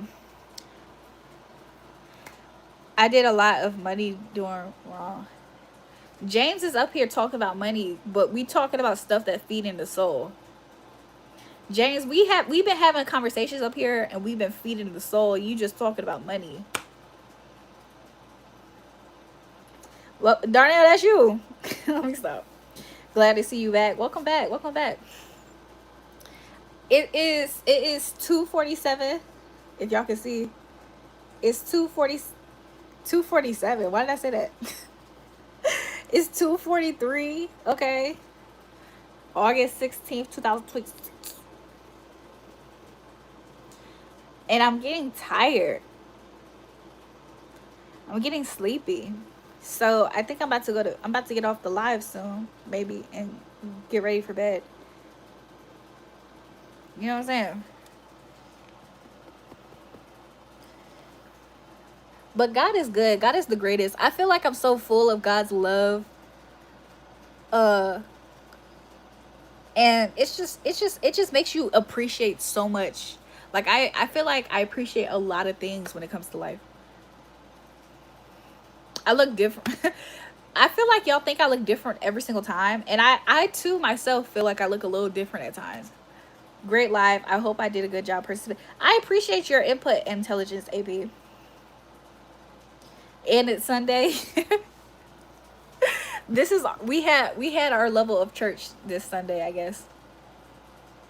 But yeah, I don't know. God is good. I feel like everybody should want to have a relationship with God, but I know that that's not realistic for everybody to want to have a relationship with God. But hopefully people do take the time out to actually develop one, because I feel like it's so valuable. Like, it's so worthwhile to have a relationship with God. And live life literally with God, because life without God is it's kind of scary realistically. Like sometimes you feel like you having so much fun and it's not that deep, but realistically, life without God is scary. Like if you have ever, God forbid, but if anybody has ever experienced a life threatening situation or a near death experience, you start to realize how scary it is to be living life without God. Cause like, not trying to be funny, I feel like life is very beautiful. Life is very beautiful. I love God, and I love the things that He has done for us and His creation and stuff like that. But life without Him is scary. Thanks for looking at the photos. I love you. Yeah, of course. Wow, I'm coming for you is very nice to hear. Wow, this coming for you is very nice to hear. Why you say that? The baby pics was cute AF. Makes me want to visit aunties and look at photo albums. True. My life is about women and money. God is not included. I'm sorry. I feel sorry for you. I feel sorry for you. But you know, hopefully one day you start to see it and you start to appreciate things. Like, I feel like some things in life happens when you start to mature more. And maturity doesn't just come with your growing age number. Sometimes sometimes you come to the end of yourself and you realize, like, the way I live my life right now is not really that fulfilling. And I feel like an interesting thing that happens when you're in that space of life is whenever you're feeling like your life is not fulfilling, I feel like God does this thing where He shows you somebody else who's living life and they're fulfilled. And they might not be fulfilled in the ways in which you're living your life. And it makes you scratch your head and wonder, why is those people over there fulfilled in their life, but I'm not? And then you start to realize more and more, like, a life with God is very fulfilling. And I don't think a lot of people don't give it the time. You know what I'm saying? People who feel like life is about money and women, all you're doing is trying your hardest to live for this earth. You're not thinking the long term. You're not thinking of the big picture. I know people who God has blessed to have the abundance of money and wealth, but He blessed them to have that based off of their relationship with Him. And when I say women, I'm more than anything am really trying to say with, like, the right person. There's nothing that this world can offer you that God can't offer you with no gotcha to it. God is greater than all we see happening on earth. You need Him. Exactly. Life's order should be God first. God should come before everything, because you know why? Money can randomly get funny. Do you know that the government can switch up the money system out of nowhere? Then what are you going to do? What are you going to do when the value of the money that you're accumulating doesn't matter that much anymore? That can literally happen like this, by the way. Banks can randomly shut down. Your digital balance and your wallet can randomly disappear. Women can randomly leave your life. When you start to prioritize things that can literally not be there the next day, and you put that above something that's never going to leave you or forsake you, your Most High Father in heaven, I feel like that's priorities right there. You know how some people have a loyalty to, let's say, their mother? They'll never switch up on their mother. You should have that same feeling towards your Father in heaven. Because honestly, if anything were to ever happen to you, He will be the one to help you out in those times. It's not going to always just be money and women. A lot of times those things aren't really the end all be all, because the people who have money and women, they can tell you that from experience. They can tell you they have had almost every woman that they could ever want. They have made probably more money than anybody would ever touch in a lifetime, and they're still unhappy. And then you can meet anybody from any demographic, money wise, from any money bracket, and you can meet those people who actually have a relationship with God, and they have something that those people don't have. You can see it on them. You can sense it. You can feel it.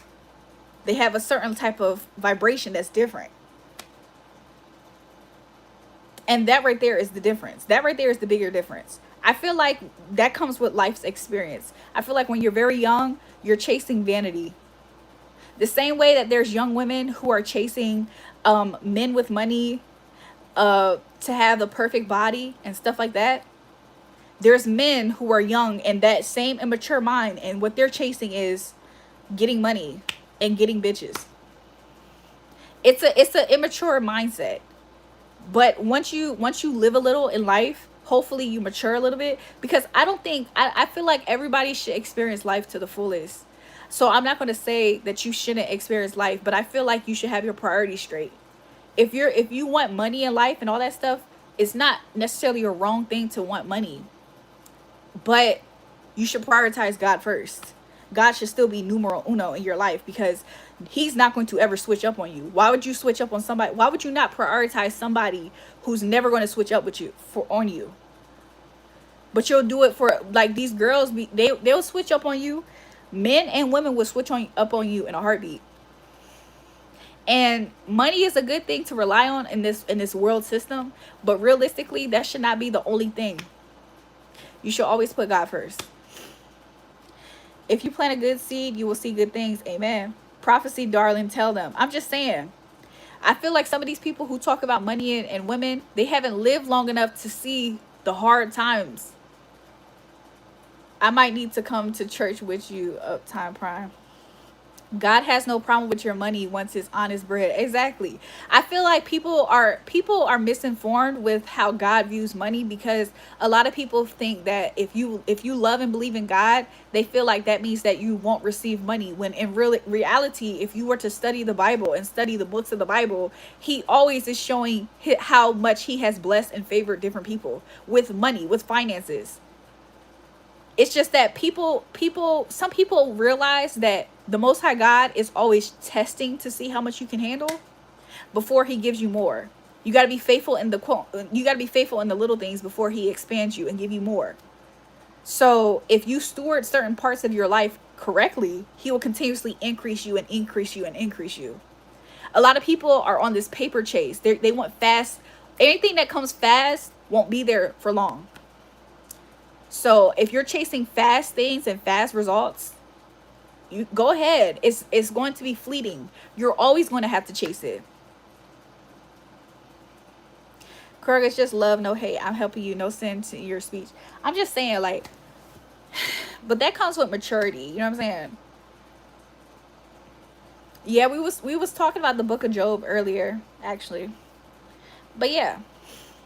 Get the bag, but understand who and what and why, and you're getting the bag. Once you get it, you'll see not everything, but you got to know it's a hard life without it. Exactly. Like, the Bible is not, like, God is not ignorant to money. He says money answers all things. Like, money answers a lot of things.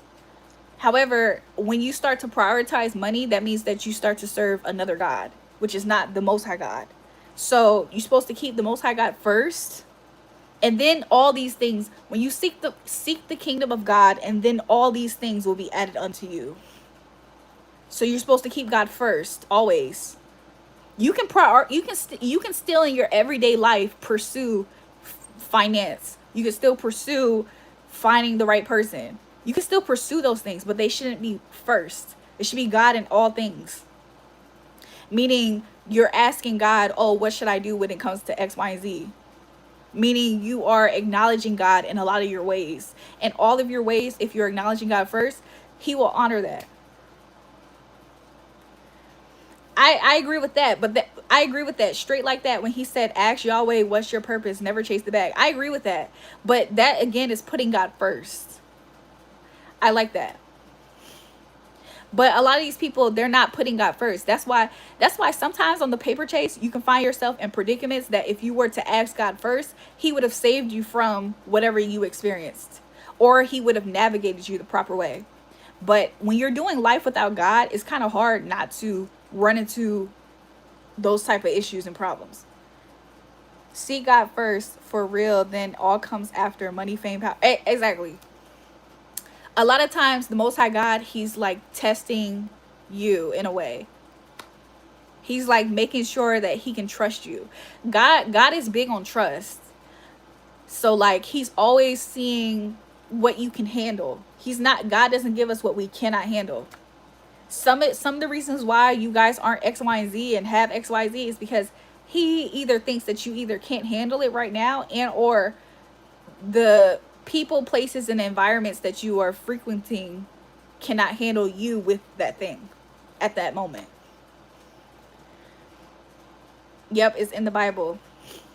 So that's just how I look about it. That's just how I think about it, and how I live my life realistically. But you know, it is what it is. That's just how I think. I am getting a little sleepy though. Yeah, but there's a big difference between Christians and disciples. I just feel like I just care about my relationship with God. We got tricked because the devil knows fame and power too, and we follow him more. The devil will offer you everything that he feels like God can offer you by living an upright path. And when I say upright, I just really mean when it comes to your intentions with God, your relationship with God. Because God says a righteous man's prayers, I can't remember right now verbatim, but there's a verse that talks about how a righteous man's prayers are answered. Righteous is not in the sense of what we believe is, oh, he's living correctly. It means like your heart, your faith. So I don't know I don't know if I'm actually communicating that properly. I have studied it though. A righteous man's prayers availeth much. That's the Bible verse. But yeah, but a lot of these people who are talking about money and women, they're very empty. They're very void people. Yes, to tear us from God. Yes. If your steps are out of order and you lack the knowledge, there will not be greatness. Back to Joseph. He went through so much to learn the right steps to take. Exactly. Like God was literally shaping him to be a person of high honor. He went through the most crap, and God literally the whole time was shaping his character to be able to handle the position of prime minister. That's basically second in command. That's basically like the vice president or something. You know what I'm saying? Like that type of vibe. Like he literally went through everything he went through to be shaped to hold that position. Everybody can't hold certain positions, by the way. I know sometimes people have this misconception that because somebody does something so well, it must be easy to do. But that's not always the case. Everybody can't really hold certain positions. Holding a certain position comes with the back. You got to have the backing to be able to do that. The strength. I think you should continue prophesy to us. No sleep. I am looking at my battery. But yeah, you know what I'm saying? Like some people feel like because something looks easy, have y'all ever looked at a musician on stage and thought it looks so easy, you can do it, and then you try to get up there and do it and you realize it's harder than what you thought? Same as though you have to be, God literally processes us. Like you got to go through a process. So it's basically being faithful with the small things to be able to have the bigger things is what God is always doing. He's always doing that. You're always being tested when it comes to God. You're always being examined when it comes to God. And I don't mean to say it in a way to where you can look at God as kind of cold and removed and heartless, but have y'all ever seen certain people and God randomly blesses them with something like a husband, a wife, and you're thinking to yourself like, how the heck did that person get blessed with a wife? Have y'all ever experienced that? And I'm talking about like God, you can tell God blessed them with somebody who's good for them. Like they work together well. It's like sometimes you gotta understand, like you don't really know what people are going through, because if you know you yourself aren't going to broadcast every little thing that you have been through, you cannot assume that somebody else hasn't been through nothing. You know what I'm saying? You can't just assume other people don't go through nothing when you yourself don't talk about everything that you have ever been through in life. I feel like that be some people's mistake sometimes. You don't always know what people are doing behind the scenes. Why do people get married? It's all business agreement in this era. I feel like some people are really experiencing God bringing them together. Like, a lot of people do things for superficial reasons, but there's always going to be a people who don't do things for superficial reasons. When you truly love God and you're following God, God himself will do things for you. He will align things for you. When you're truly walking with God, he has angels that are before you and behind you that are literally organizing your path, keeping you from making the wrong turn, the wrong mistake, tripping and falling in every area of your life. So if God is bringing things together, it's for a purpose. And a lot of times the purpose is actually beyond the people, places, and things a lot of times that he's doing it, that he's using. You remind me of the lady that was in that movie Major Payne. I recently watched Major Payne like 2 or 3 weeks ago. That's so funny. Hillary, she was like such a pretty actress. You're actually not the first person to say that to me, but they say it when I feel like a similar hairstyle or something. I don't know. That's interesting. No, sweetie, they have to baptize, gain the Holy Spirit like each other's God does the rest after. Yeah, I mean, of course. I'm just saying, like, you just never know what people really are doing. Like, there's some people who are in the, like, for instance, there's some people who are living lifestyles that you would think are the farthest from God, but they probably pray genuinely. They probably have a genuine prayer life with God than somebody who was raised by pastors. They're probably praying from a more sincere place. That's something that God respects. Like, God respects real people. All that fake facade stuff, God doesn't actually respect that. And you can see it in how he operated when he was here on earth as Jesus. Jesus did not respect any of that fluffy fake stuff. In comparison, he was kind of like rogue. He was very, very rogue. You know what I'm saying? Very, very not polarizing, but it's another word that I'm thinking of that I can't quite get. But he was very radical. That's the word. Jesus was actually very radical because he was so anti the performance of religion. A lot of times when this is why I personally am not quick to judge certain people, is because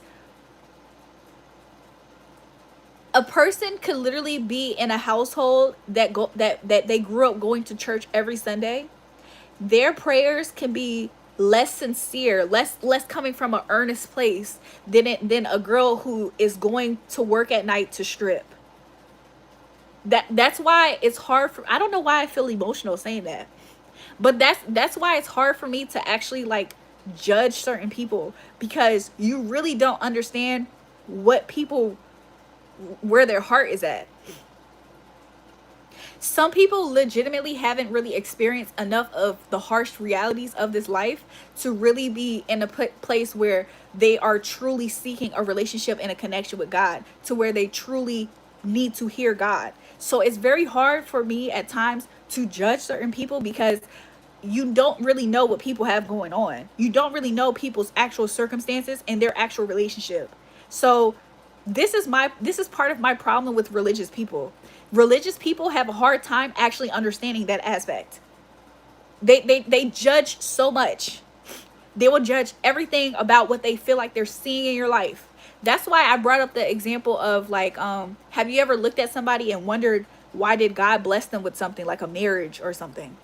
Like, you can look at somebody and think to themselves like, yo, she been through so much stuff.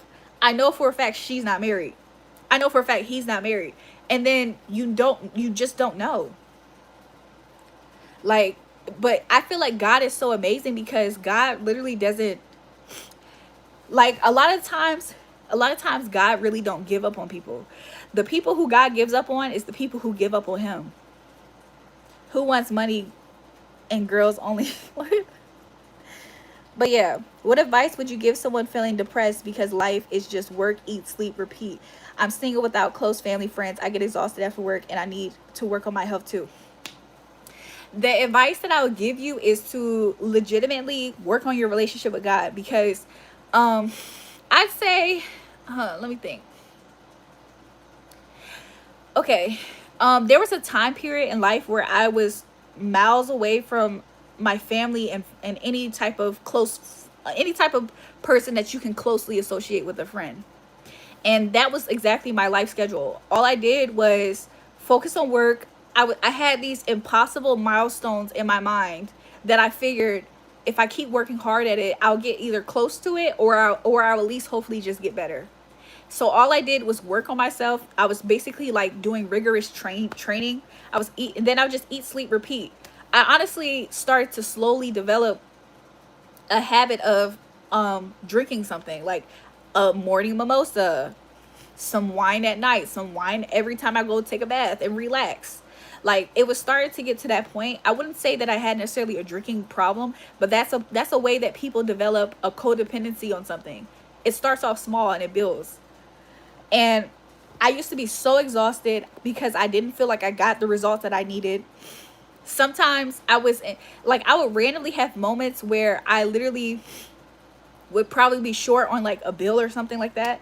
So like I really and I had too much pride to call people who I knew didn't like me, because if I were to call them and ask them for help, that would just be their gossip. That would be their form of ah ha ha or whatever, you know? So in my health, I think I also had a health scare around that time period, because I feel like I was overworking my body and I was stressed realistically. So my advice, and I literally was starting to feel like I was developing a form of depression, because it was so much stuff in my life that I felt like I was not happy about. So what I ended up doing was, he says, or they said, I hate 9 to 5 job, dread every day getting up and going to work. I don't know how to get out. I would rather do my own business anyway. So, I mean, it might sound cliche based off of the topic of what we're talking about, but what I ended up doing was I ended up being very, very like I sometimes I make wagers with God. Sometimes I make bets with God in a way. Like like I'll make a bet with him. I'll like I would try to agree to, I literally I'll make like a contract with God in a way, but not really, but sort of. Like I'll say, God, I need you to do this for me, and I'll do this for you. So I started to get more vigorous when it came to my relationship with God. Like I felt like if I was in such a low place and space in life, I literally was almost demanding that God change my situation. That's literally my, I felt like that's all I could do. I felt like I had no other choice.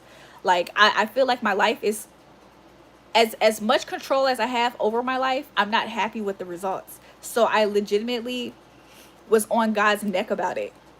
Like I need you to change my life. So every day I would pray. Every day I would try to find a way. Like I didn't think that God was like because God wasn't changing my situation right away. In my mind, I felt like he wasn't hearing my prayers. So I would just be more vigorous in trying to get him to hear my prayers. This was like private behind closed doors. Like nobody probably would know this.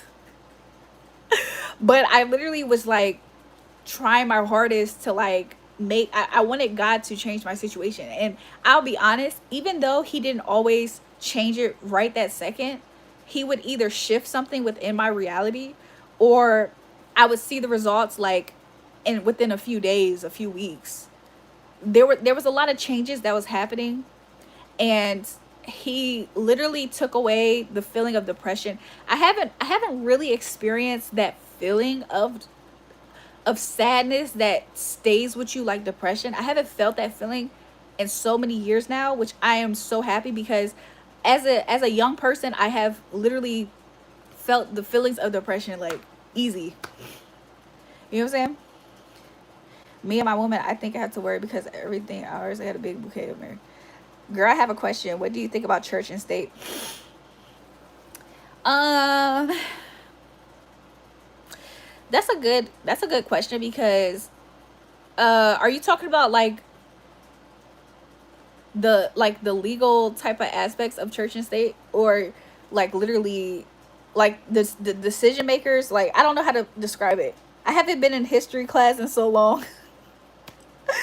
God doesn't give, it's a silent exchange.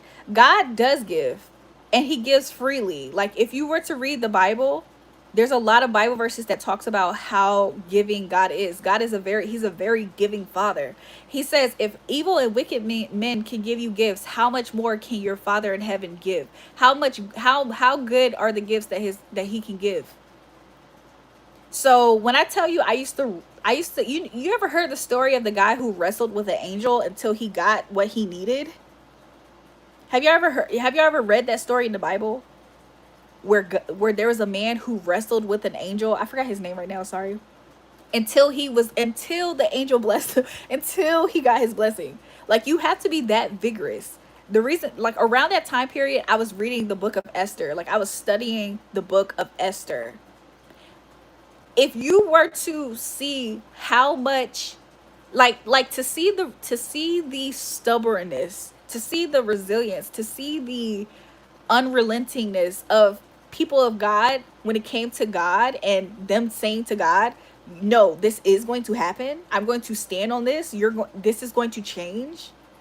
To see that and to see how much that moves God to actually move on their behalf, I promise you, ever since I have discovered that, and I have discovered God's nature, I have not let up. Whenever something actually troubles me to that extent, whenever I feel like I'm at my wit's end with anything, I decide to really press upon God. Like, back in the day, there used to be certain people, like, even within the church building, there used to be elders that used to literally pray, and they used to pray like all the time. They used to pray like unrelenting. Like, people who don't have connection with God, if they were to see the way that those people were praying, they probably would think that something was wrong with them. Are they on drugs or something? Like, do y'all not know of the story in the Bible where the lady kept on, I think this was in the Bible, the lady kept on going to the judge, I think it was, or what was it? I think that was in the Bible. It was like a lady, she needed something to happen, she needed something to change, so she kept on pleading her issue. She kept on pleading her issue to somebody who can change her situation. I think it was a judge in the Bible. Do you know that because of her continuously asking for her situation to change, it changed? God is the same way. If that story is in the Bible, it's in the Bible because it's for us to see how much God respects that part. God respects that. If we were to show up like that with God, do you know how many people are lackluster with their faith and their walk with God? Do you not know how much you would stand out from our Father in heaven looking down? Do you not know how much you would stand out if you had an unrelenting prayer towards him for some sort of change that you're seeking in your life? Whether it's your health, your finances, the people around you, your environment, whatever it could be. There's literally nothing too big for God. Can you imagine how much you would stand out to God right now at the conditions of earth, when there's some people who do not even think it even matters to pray? Some people don't even care to prioritize prayer. So imagine you deciding, whoever you are, whoever your situation, no matter your age, young or old, imagine you have something that you desperately need to change, that you start to pray upon it to God to change. Like, you have to think about it. When it came in the Bible, a lot of times Jesus would do stuff for people just because of their faith. One guy was sick in his bed, and he asked the people around him to go out to Jesus to request Jesus come and heal him. If I'm recalling the story correctly. And guess what Jesus did? He said, I forgot the word verbatim, but basically he says, your faith in all of wherever they were at.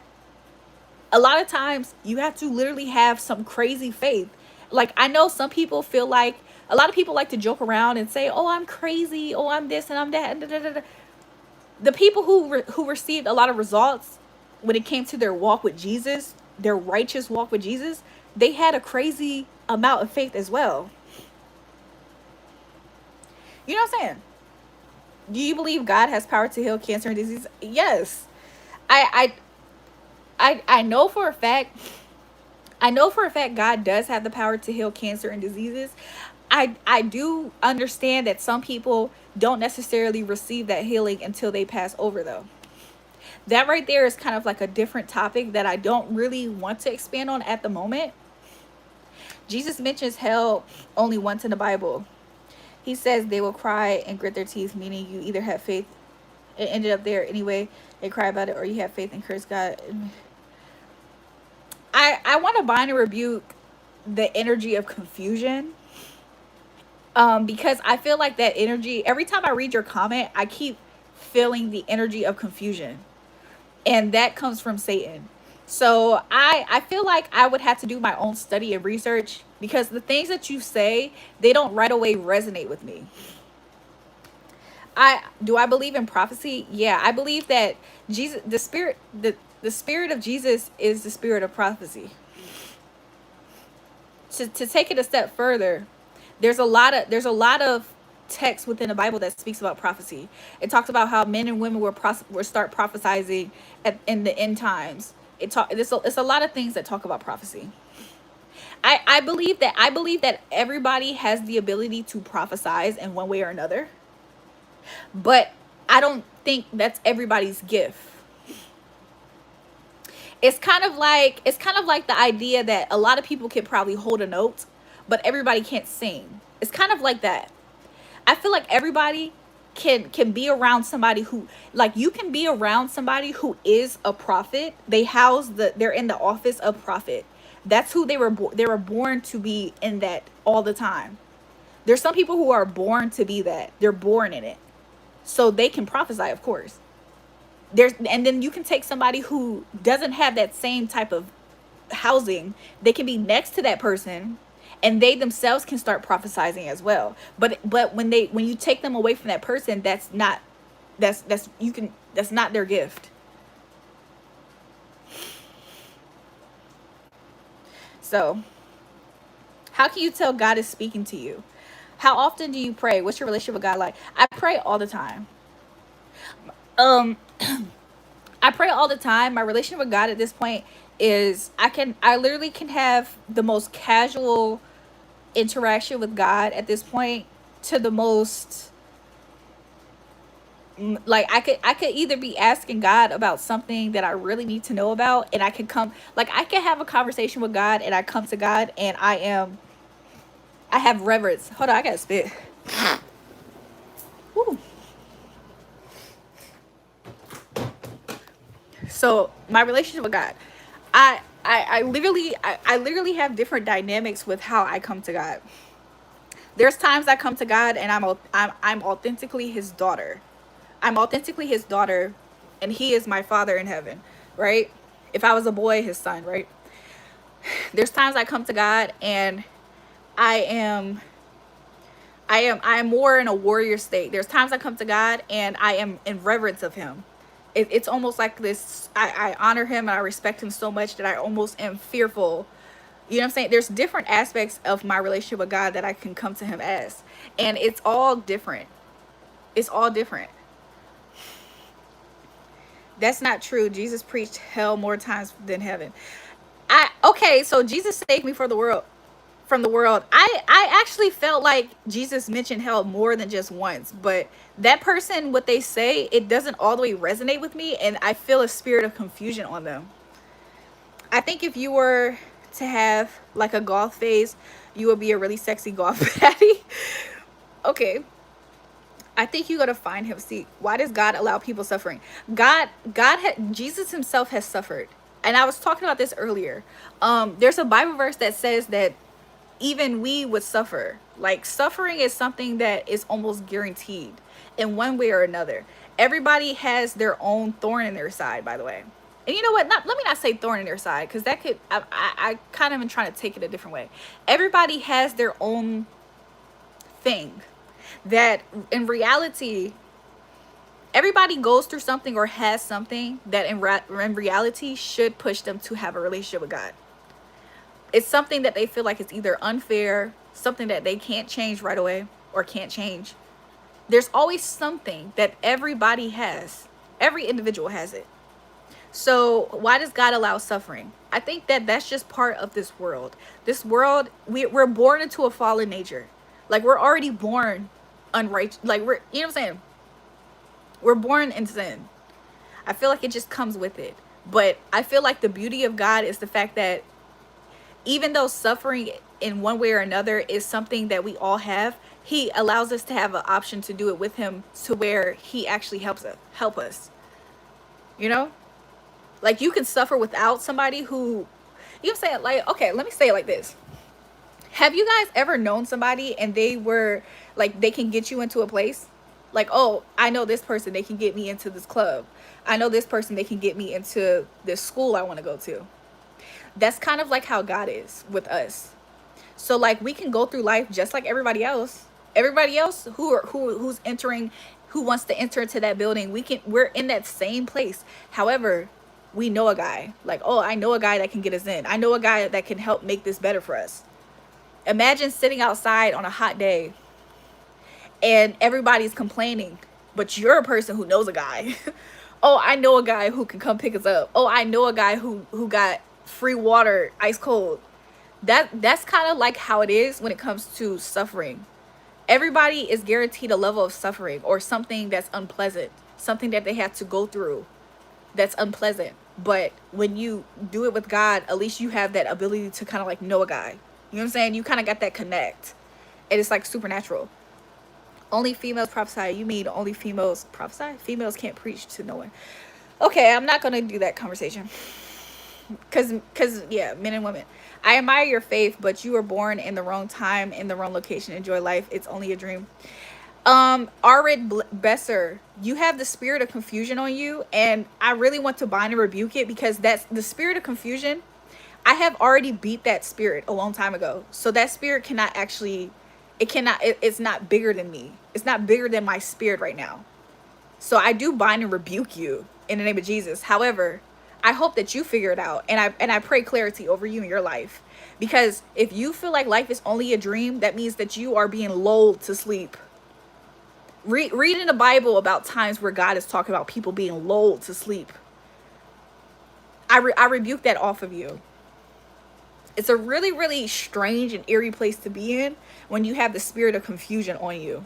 So I do bind and rebuke it off of the live stream, but off of you in the name of Jesus. Men and women prophesy, yes, but females not, unless do y'all know that in the book of the in that time in the Bible, when they were talking about women shouldn't preach or women shouldn't speak, do you know why they were saying that? Is because the women of that day, the women of that day, they were being talked to. It's kind of like when you read into a time in life, and it's kind of like somebody wrote a story about your third grade class. And in your third grade class, there was a rule made up in 2006, I guess. I'm just making up stuff. I don't know. Let's say in 2006, you was in third grade. And there was a rule in 2006 in your class that day that said, hey, all kids need to be quiet when the teacher stands up. And let's say that was recorded in a book. And in 2026, you're reading a recording of back in that time. You gotta put into perspective that time and that day and why it was said then. That right there is the key when it comes to the women can't speak or the women can't preach. It's more like a recording of what was happening in that day, but you also have to understand why it was being said there. That's how you should really approach that Bible verse. No, tarot cards, that's witchcraft. I'm not gonna lie, divination is a bad thing.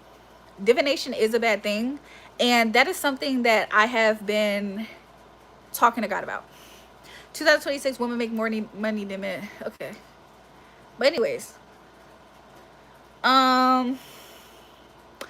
this has been a very nice conversation, because even though I'm tired, I feel like God's spirit. This has happened to me before, so I am very familiar. Even though my physical body is more so on the side of like kind of being sleepy and tired, because I'm talking about God, and God is like, it's kind of like, his spirit is keeping me very alert and awake. Do you believe you have received what you pray about when you pray? That is the key to prayer. That is one of the keys to prayer, is to believe that you have received it.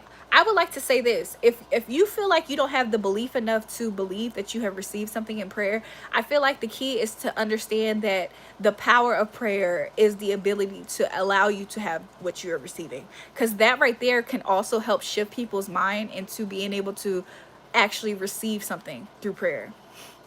Sometimes people aren't believing in the power of the prayer instead of believing that they will receive. You know what I'm saying? I hope I explained that right. So let's say you have cancer and you pray for healing. Should you already believe you're healed? Yes, you should. You should stand on the Bible verse that says by his stripes you are healed, and every other verse that supports that. If you pray for anything, you should be believing that it is so, that it is done. How can you act like it? Well, this is some things that you can do for sure. You can when you act like you're healed from something, it's like you have this feeling deep down that you start to resonate with, that says,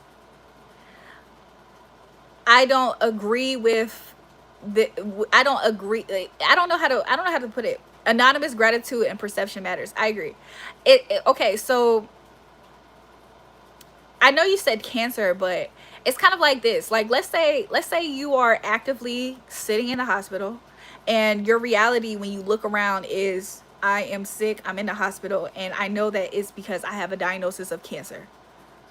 How can you believe that you're healed? I think that some things that people do when they are believing that God has healed them is that they start to say, God has healed me. I am healed. One day I will. One day I will do this. One day I will be able to do this. And another thing you do is that you don't speak certain things over yourself in your life. When you don't say stuff like, some people are so radical with their prayers of believing that God has healed them, to the point where they say stuff like, oh yeah, God's gonna do this for me. God's gonna change for me. It won't be like this forever. Somebody says, oh, you have cancer, and the person responds a certain way. They'll be like, oh yeah, but not for long, because God has healed me, and I will have the, you know, there's certain things that people do to where they are actively living like they do not have this thing. I don't know how to explain it. But I have seen people who have had radical faith like that. James, perhaps a masculine should circumvent the role they showed up if they feel a feminine has an attitude of superiority. Welcome back, Gigi. What happened? I don't know what happened. Who's to say a thing is good or bad but God? Oh, what you think is for not can be transmitted to sacred flame. So, okay. Gigi, where you been, girl?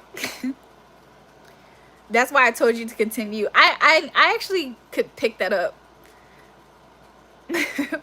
Hey, boo. It's been a minute since I see you on the channel. I'm so used to your name being Gigi. But yeah, I just feel like there's different ways that you can operate in the ending of feeling like living and upgrading. That's good. I'm happy to hear that. There's a lot of ways that people literally live into the end of their prayers being answered. Like, I like to hear, sometimes your faith increases by hearing other people's testimonies. So one thing that I would encourage people to do also is that if you are lucky enough or blessed enough to be able to find other people talking about the story of God doing something for them that you want for you, sometimes hearing those testimonies increases your faith, because in the Bible it talks about how testimonies increases people's faith. Even to add to that, there's a Bible verse in the Bible that talks about how, like, a man reading, like, let's say a man is faithful in God, and he has a wife. The wife isn't necessarily in her walk of God. There's a Bible verse that says that a man's reading of the word cleanses his wife. So it goes to show how powerful God is revealing to us how powerful it is to surround your environment around things that you actually want when it comes to testimonies, faith, believing. To increase to change your environment, to change what you hear and you see. That also helps when it comes to you being able to live as if, to believe as if your prayers are answered. Let every hater, every doubter bend a knee and know God is real. Amen. Do I read the Bible? Which verse? I do read the Bible. I do read the Bible. I like to, in the beginning, I used to try to really understand King James Version. But one thing I have learned is that there's other translations that are easier to read. Like, I used to read ESV, I believe it is.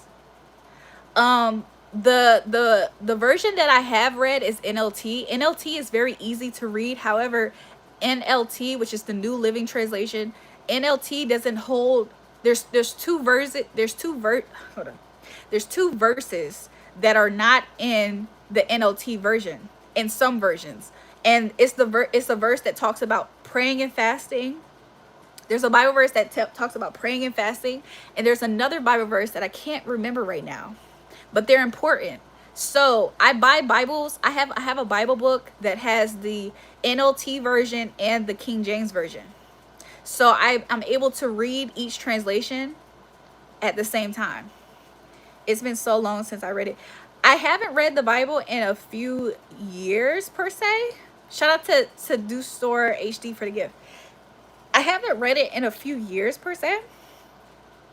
I've been seeing a lot of moths lately, which makes me feel like that a lot of people are in a season of transition. A lot of people are actually and I see transition for good things. Like somebody is going to be moving or something, because there's a moth here and the moth landed on a suitcase.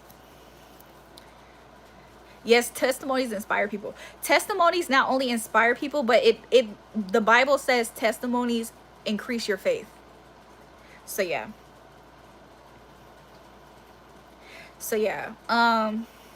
Is there anything else that I could share? I can't think of it at the moment. But yeah, there's a moth in here right now. Am I a pastor or something? No. I literally am just a random girl that just has a crazy life, and part of it involves me leaning to God in everything. So I just have my years on earth just leaning on God through the good, the bad, the ugly. That's all. That's just all you're experiencing. We need a lot of prayer these days. Yes, I believe we need a lot of prayer. Might be me, Jules. God definitely moving me more these days.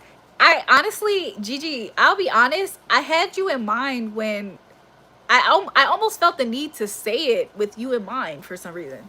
But I didn't know in what way that could resonate with you. How can people of color follow a religion that white people created to weaken us and control us? They have made us look at original. So I feel like a misconception when it comes to the Bible is that people use the idea of slavery to discredit God and what God is doing, instead of understanding that man was using the Bible as a way to weaponize against us. I feel like that right there is a misconception. Like, people feel like people are acting like the white man introduced his God, but realistically, you saw somebody abuse their power. And then it's easy for people to say, oh, well, that was God. I feel like people should really understand the dynamic better. It's kind of like if I understood something, but I just so happened to be a bad person. I think it's unfair to blame the thing that I was using. I think it's easy. I think you should just understand that some things, like power, can be corrupted. So that's something that I feel like should be more understood. I think the Bible is a book of spells. Yes, please. Yeah, girl. But yeah. What's the last NBA game I went to? I don't know. The last NBA game I went to, I don't remember. I just remember I had some box seats, and it was in Atlanta. It was in Atlanta, and it was in some box seats. It was cool. I just don't remember. Actually, I don't remember if that was NBA. I really don't remember. I think it was an NBA game though. And if I'm not mistaken, it was so long ago, because if I'm not mistaken, I think Lil Yachty performed there or something. That was so long ago. The Bible was written by King James before he's a homosexual. One thing I will say is this: if people are spending so much time to disprove the Bible so that way they don't read the Bible, I feel like whatever propaganda is surrounding the Bible is working. It's kind of like when you meet somebody and they're trying so hard to convince you of not to do something, but realistically, it's kind of like the white man is working on y'all still. The evil, corrupt white man is still working on y'all if y'all feel like the actual Bible is the bad thing. I feel like the propaganda against it is so high that it's repelling people from even allowing to give it a chance.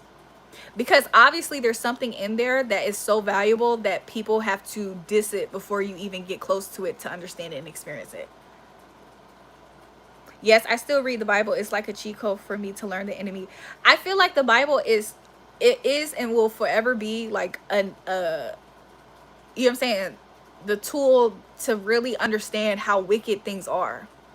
And pretty soon, as it's been said in the Bible, pretty soon it's going to be very hard to find the Bible. Like, it's going to be really hard. That's why I also took the time to study a lot of things within the Bible, because there will be a day and age where the only people who will understand the Bible are the people who actually took the time to read it. It's going to be hard for you to even find access to it. And that should tell you something. If the Bible is predicting that it's going to be a day and age where there won't be easier access to the Bible, that means that you should, like, there's a lot of propaganda. I feel like people are understanding the attack there. There's a reason why there's so much to say not to read it, not to get the information. There's a reason why people used it to corrupt their power against other people. So yeah. I wouldn't say the Bible is similar to tarot. I would say that a lot of times people are using these things as a tool. If you're using these things as a tool, in that respect, you can say that they're tools. However, I feel like it will be blasphemous to say the Bible is similar to tarot. There is no excuse for us not to go to God. We have the time to repent. I agree. Do I speak to God about everything? Yeah. It's the reason they remove God from schools and the Bible out of hotel night tables. I feel like that once people start realizing the propaganda and what exactly that is, like, why, like, you know what I'm saying? People are trying to use a imaginary why, but they're trying their hardest to actually push a different agenda. And that right there is keeping people from moving forward and being progressive. Everybody is assuming to be progressive is to tap into what they feel like is African spirituality and all those things. In reality, there's a lot of tools that you can actually gain from the book of the Bible, and that is partly why they're trying to remove it. Do I have any testimonies? I have a lot of testimonies. Facts, say that again. I'm just saying, the Bible itself says that it'll be a time where you have to bury the scriptures in your heart, because it's going to be hard for you to find it. Like, the earth is getting more wicked, and if you aren't able to open your eyes and see it, I feel bad for you, because I feel like a lot of people are seeing how wicked people are. There's people who are drunk off their own blood. The Bible says that, the Bible has a verse that says they're drunk off their own blood. Do you know what that means? That means there's people who get into powerful positions and they're so drunk off of their own power. When the wrong people get into powerful positions, when the wrong people are using things that they're telling you not to use, when the wrong people have knowledge and access to things that they're telling you not to use, they're telling you not to do, then guess what? They start to do things out of the corruption that they have, out of the power and the corruption that they have. And that leaves you as the odd one out. So when I saw in the Bible itself, it prophesizing that in the end times, in the last days, it's going to be hard to have the access to the Bible. When you start to realize how much people are trying to change and manipulate time, which is also in the Bible, the book of Daniel talks about how the devil tries to change the time and the seasons. Isn't that not what we have here that's going on? There's already people saying, oh, Mandela effect, oh, CERN. All of this is in the Bible, but nobody actually takes the time to pick up the Bible to read it. Nobody asks the Holy Spirit to live in them so they can understand what's in the Bible. You need the Holy Spirit to fully understand what's in the Bible. I had $1 in my account. Stay grateful and optimistic. Remain in my descendant, knowing how to make it to my destination. And I don't know where 100 deposit my account anonymously. Exactly. Look, Gigi, I like that. I like that. I have a question about the Bible. Isn't it man written? It's spirit inspired. I'm Ethiopian and they say we have the oldest Bible, but isn't some of it just a story that some dude? So similar to how some people are spirit led, the Bible was written by people who were spirit led. So the Bible was written perfect. It was written by men who were inspired by the Holy Spirit to write it. Preach. This is what Gaffey said was the #1 issue. Oh, she knows about the Mandela effect. Can you read the above question I have? Oh, okay. I got you. I caught up. I'm heavily corrupted. I meant I need help. I won't keep preaching. I mean, the only way that you can't receive help is if you yourself literally don't want it. You like my channel? Thanks, Gregory. Thank you. But yeah. Somebody asked me, did I have any testimonies? Okay, this is something that happened. I'm trying to figure out which one God wants me to share.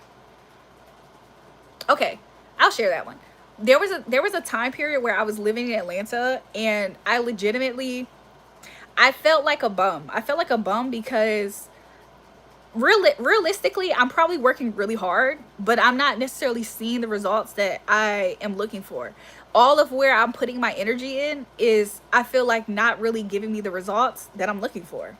So I look at my bank account at the time and I was spending a lot of money. Mind you, I had literally went through a lot of bad things. I went through a lot of bad things. So I was in a very interesting space in life. And I was trying to heal from that space of life. Even when it came down to me losing all my stuff for the second time. Imagine moving to Atlanta with just a suitcase. And then you come with a suitcase and some of your valuable things for your business. And I ended up getting kicked out. I got kicked out of the space that I was living in. And even if I were to stay because of squatters' rights and stuff like that, even if I were to stay there, it wouldn't have been comfortable for me to stay there. So I had to move. Last minute I moved. A testimony in my move is the fact that I had just got a better job. I had got a job making double than what I was making, a little more than double than what I was making when I first got there. So God had told me to move to Atlanta, and within the first few days of me being in Atlanta, I got a job. I felt like that was God, because before I moved to Atlanta, I was living off of my earnings that I was making from my business. So I didn't have a job for like a whole year, maybe 2 years. And God was sustaining me based off of my income, off of my business that I had. So I moved to Atlanta with something like $20. It felt like I had like $20 in my pocket, literally. And I moved to Atlanta, and the first week I get there, I got a job. That to me felt like God, because God was telling me to move. So as soon as I listened to God, he rewarded me with my obedience. That I felt like was amazing. So that was one of the things that he did. Somebody ended up blessing me with, like, I don't know, they sent me like $200 or something. Somebody who I knew, they sent me like $200 out of nowhere. I didn't ask for them. And then everything is kind of moving pretty good. I'm making do with what I have. You know what I'm saying? There's things that I wish that could be better, but I'm kind of just speaking it into existence. So this is me kind of like, you can consider this me praying something. I didn't necessarily believe it, but sometimes you put stuff out there that you want. Sometimes you pray stuff that you want. You speak about things as if it's going to happen. You know what I'm saying? You speak about things as if it's not impossible for you. Sometimes that's the key too. So like, I would say stuff like, oh, I'm a living Buckhead, because where I lived at was like, yeah, God uses people for sure. Because where I was living at, it was so far away from the city and everywhere that I needed to be. And I had just so happened to get like discovered, I guess you could say. So like, I was working in the studio, I was working with different people, I was getting offered so many things. I got offered to be on the show Love and Hip Hop. Like, it was a lot of things that was being offered to me. And it was just so interesting because, like, literally before, like, a week, like, could you imagine, like 3 weeks before that, I literally felt so discouraged. Like 3 weeks before that, I felt so discouraged. I was sitting in my room, bummed out, trying to figure out when life is going to change. Like life can literally change for you at any moment, and like life can literally change at any moment, like literally. So anyways, fast forward, I'm in Atlanta, I'm working, I got I'm starting to get these random offers and stuff like that. A lot of them I declined or whatever, that's neither here or there. But I started to get a raise from the job that I'm working at. Mind you, I hated this job so much. I started to hate the job because I would go in there, I would work, I would do great, I was excellent at the job. People at the job started to become busybodies with me.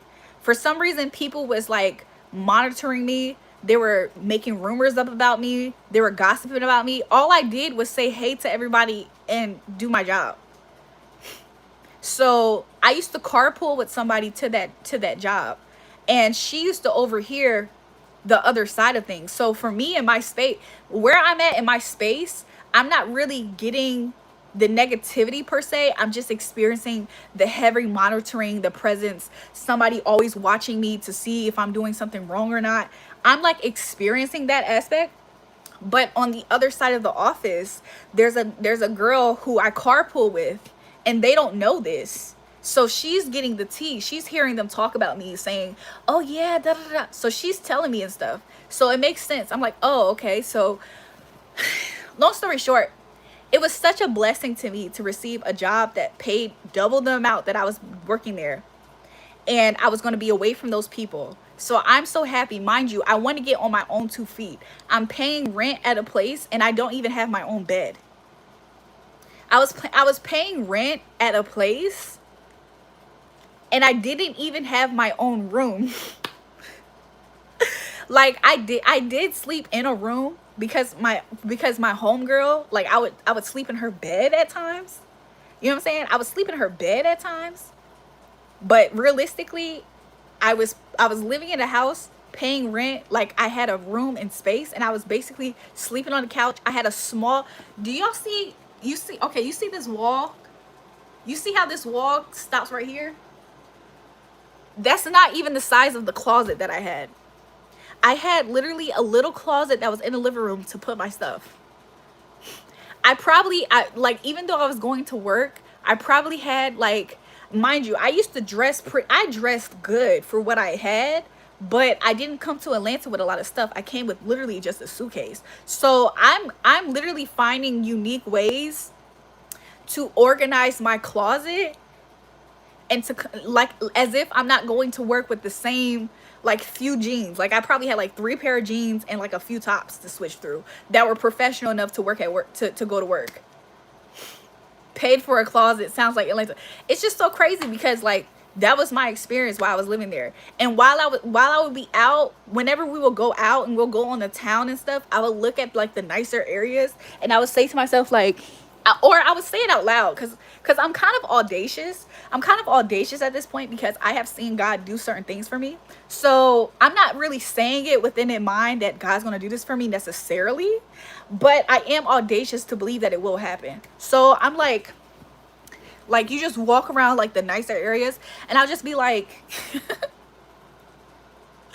I don't know. I would just say stuff and I would be like, I'm gonna live here. Like, this is where I want to live. That's what I would say. I would say stuff like this. This is where I want to live. I want to live here. Like, wouldn't that be cool? Like, I feel like it would be cool. Like, I think it would be cool if I lived here. Like, I could see myself living here. Like, you know, it'd be cool. Like, you know what I'm saying? I'm kind of like, that's kind of like the way I would talk. I'm not necessarily praying and saying, God, please, I believe that I'm not saying, God, I believe I'm gonna live there. Thank you. I'm not necessarily doing that. That's not the way that God always answers my prayers. That's not even how I quote unquote, I feel like it's relationship. I feel like that right there is out of my relationship with God. It's kind of like if you have kids, I don't have kids, but let's say you're a parent and you have kids and you overhear your kids saying, oh, I like that, I want that, and you are able to give it to them. They're not really asking you for it. They're just telling you what they like. And because you're a good parent, you get it for them and you surprise it for them. That's out of relationship. You know what I'm saying? But anyways, so I would just say stuff like that. You know what I'm saying? I'm just kind of living life and just excited. I'm being kind of silly at times. You know what I'm saying? But come to find out, somebody was operating out of spirit of jealousy and they wanted to like kick me out. They wanted to like ruin my momentum. They saw my momentum. They can hear my momentum. which is partly why I just keep things on the need to know hush hush basis. They were hearing my momentum. Shout out to D's Lee for the gift. So they were hearing my momentum. They were seeing it. They were witnessing it with their own eyes, and they wanted to so bad say that they had credit in it, even though there was nothing to prove that. And it bothered them. It bothered them so much that they wanted to ruin my forward momentum. I needed a ride. I needed to have a car. I didn't have a car when I was living in Atlanta. So I literally budget correctly. I was working my ass off. Mind you, while I'm doing all of this, I'm having an active life in the gym at the time. I'm helping my friend with her business. And then also I have my own material for my business there too.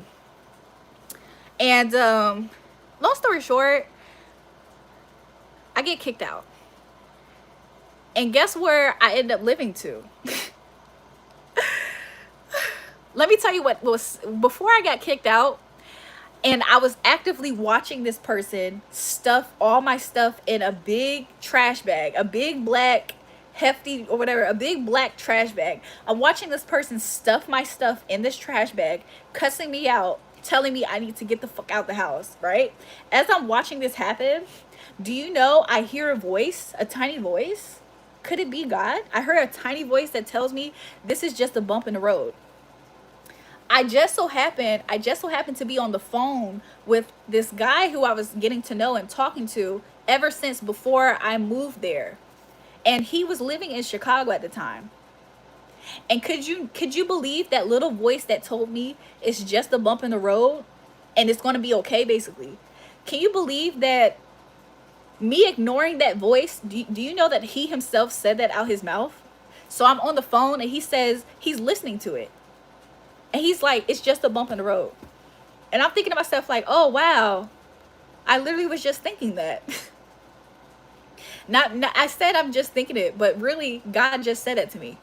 And then can you believe that the police came, right? The police got called. Do you know that one of the officers came up to me and he said you can't, he said by law you're right.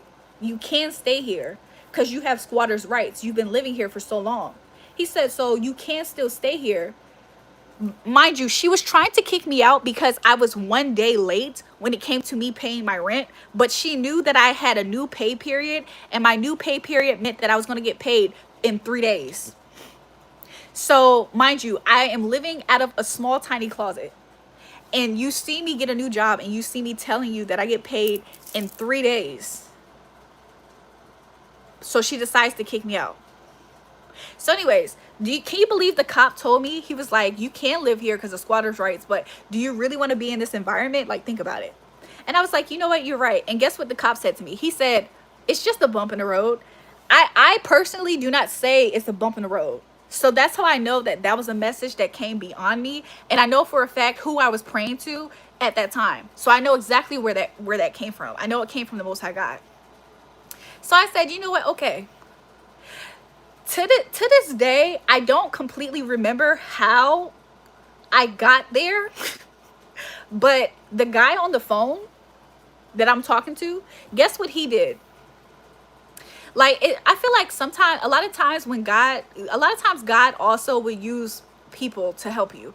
Because the guy who I was talking to on the phone, like, me and him, we really was close. And so he's living in Chicago, by the way.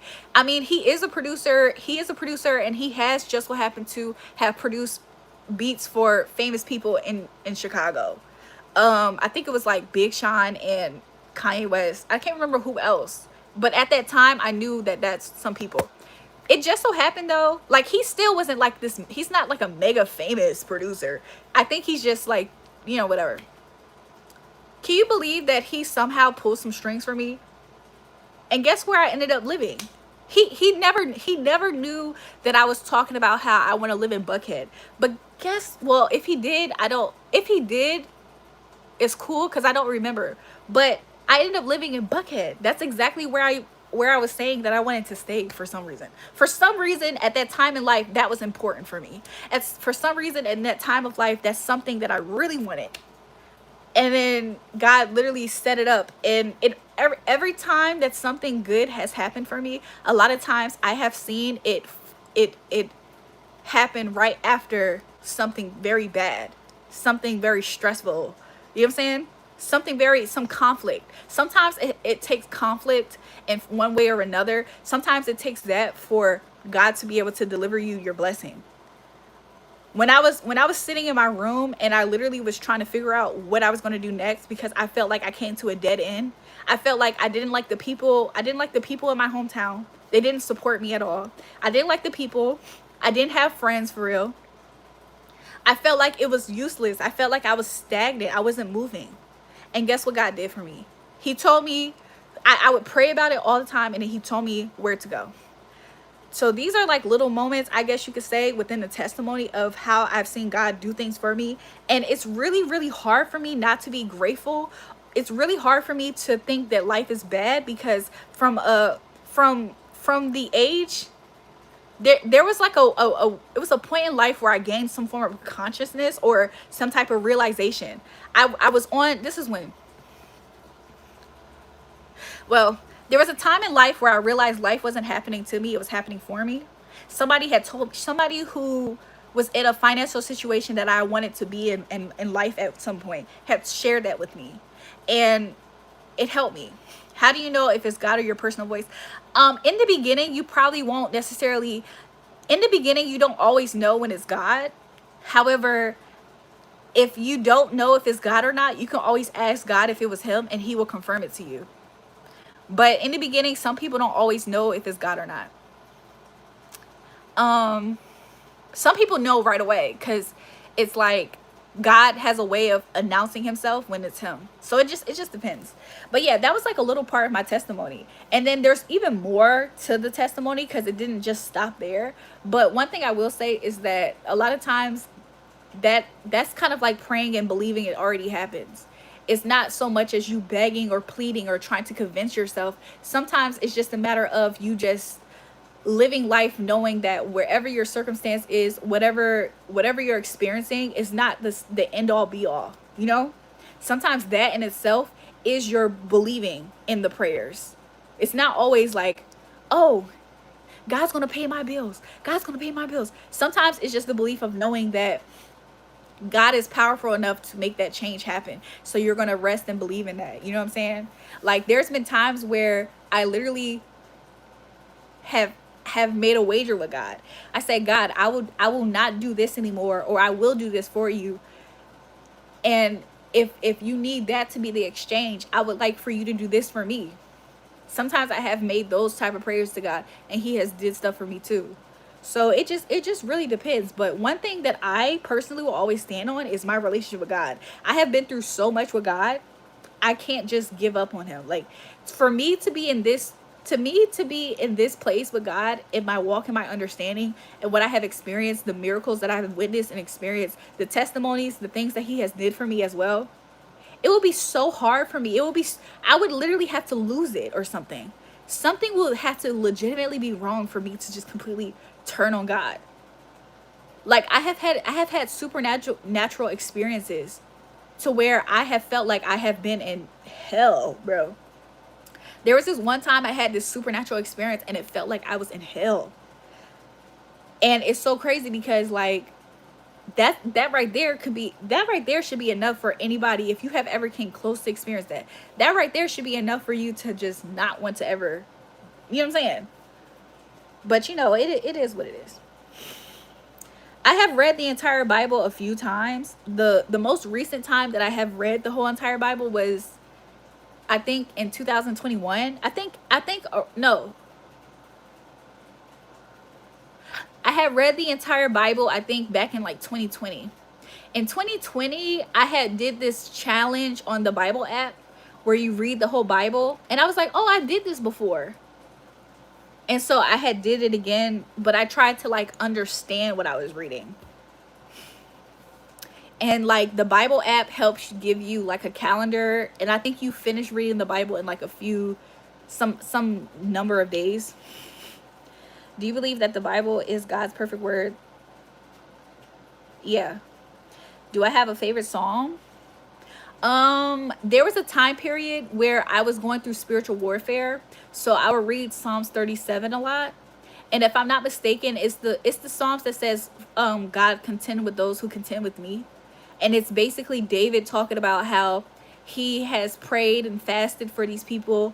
He has basically humbled himself for people who tried to destroy him.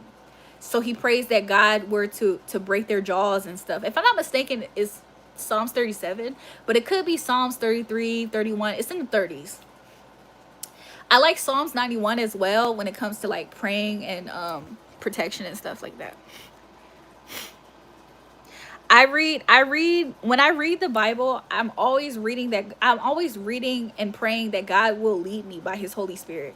So I particularly have read Hail Mary is your favorite psalm. Tupac said it best. Do I go to church? I don't go to church. I don't go to church because church has a lot of people. So like I know people don't know this, but earlier we kind of discussed it. We were talking about how a lot of people can prophesy, but everybody's not in the house, in the office of, let's say, a prophet or something like that. I came to the conclusion when God was revealing to me my giftings.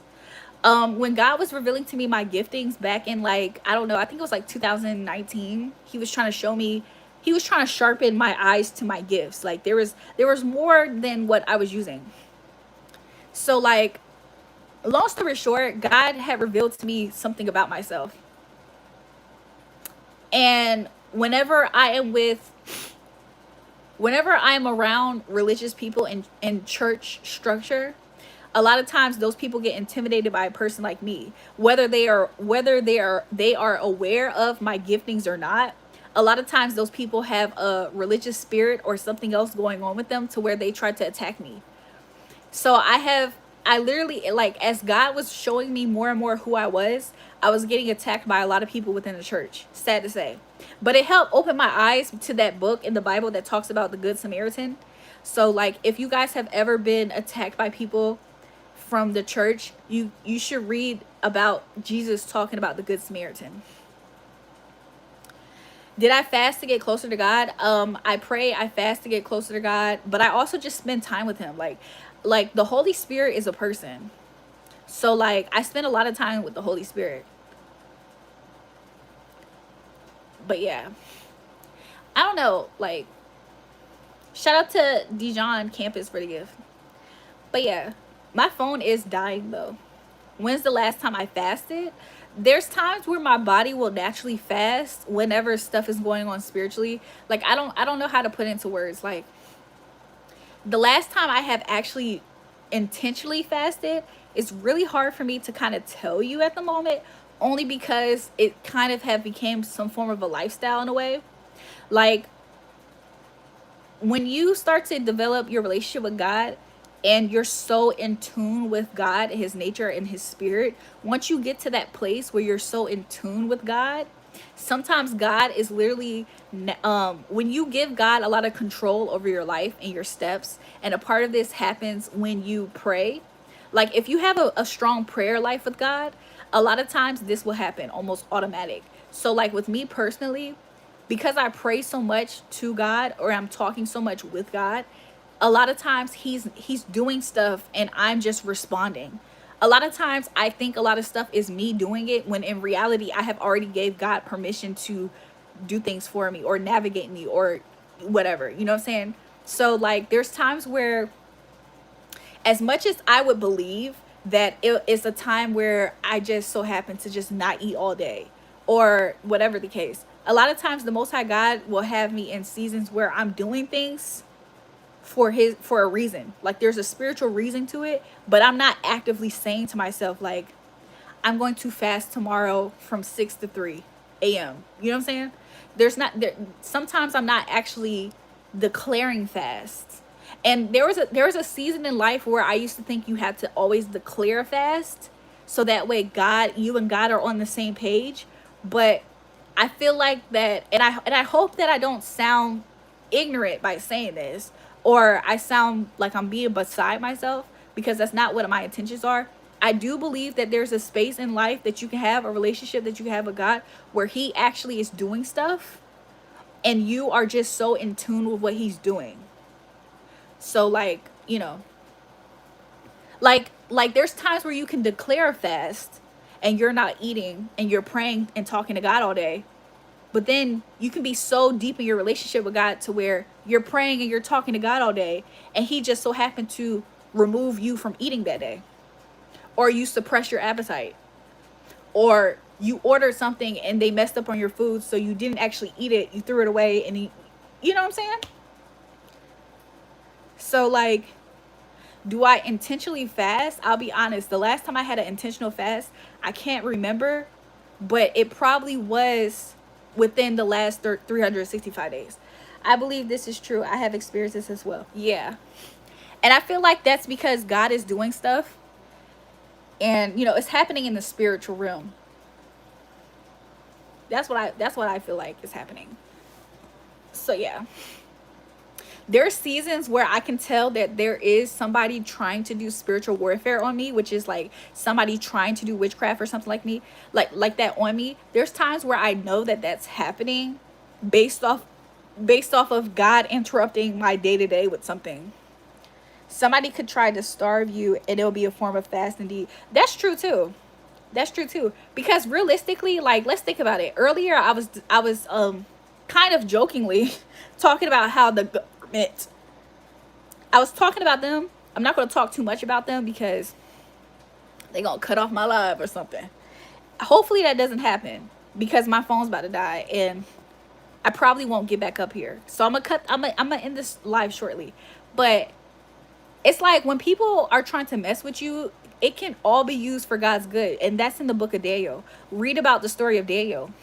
Daniel had the spirit of excellence. There was a lot of people who were bothered by his spirit of excellence. And they were also bothered by his prayer life. They felt like his relationship with God and his prayer was the reason why they couldn't do certain things to him. So they tried to pass an illegal law. They tried to trick the king and pass a law so that way they can finally find a reason to kill Daniel, or to at least stop him from praying. Because they really just wanted, they were bothered by his spirit. Like everything he did was out of the spirit of excellence. That means that he did stuff very well. And we know how that story went. They passed the law. Daniel didn't stop praying. He said, oh no, my relationship with God, we locked in for real. So Daniel did not stop praying. They threw him in the lion's den. God closed the mouths of the lions and caused the lions to be at peace with Daniel while he was down there. They were excited to know that Daniel was going to be unalived. And the king was grieved once he realized that he was tricked into trying to set Daniel up to be killed. The king was crying. He was upset. He said, Daniel, please allow your God to save you. The king had favor on Daniel, but the king didn't actually believe in what Daniel believed in. He didn't actually believe in Daniel's God. But he believed that if Daniel was such this great guy with a great spirit, that his God surely would save him. So he was so grieved at the fact that they tricked him into setting up Daniel to his death. And in the end of it all, of course we know that God saved Daniel. And not only did God save Daniel, the people who did all of that to set him up, they were thrown into the pits along with their wives and their children. For a second, I asked God, why would you throw their wives and their children in there with the men who set up Daniel? And I think it has something to do with this. Sometimes God would destroy everything connected to a person who means wrong. And it's really sad because to some extent you would think the wives and the children are innocent. But some people can argue that it's just a part of being connected to somebody. Like the Bible says specifically, touch not my anointed and do my prophets no harm. There is a heavy price to touching people who God is protecting. And I think that is another thing that's kind of emphasized within that book of Daniel. So when people do stuff and they're trying their hardest to get next to you, to destroy you and stuff like that, there's a heavy price that's on them and the sins of the father. And then also God has a history of taking off cursed offspring.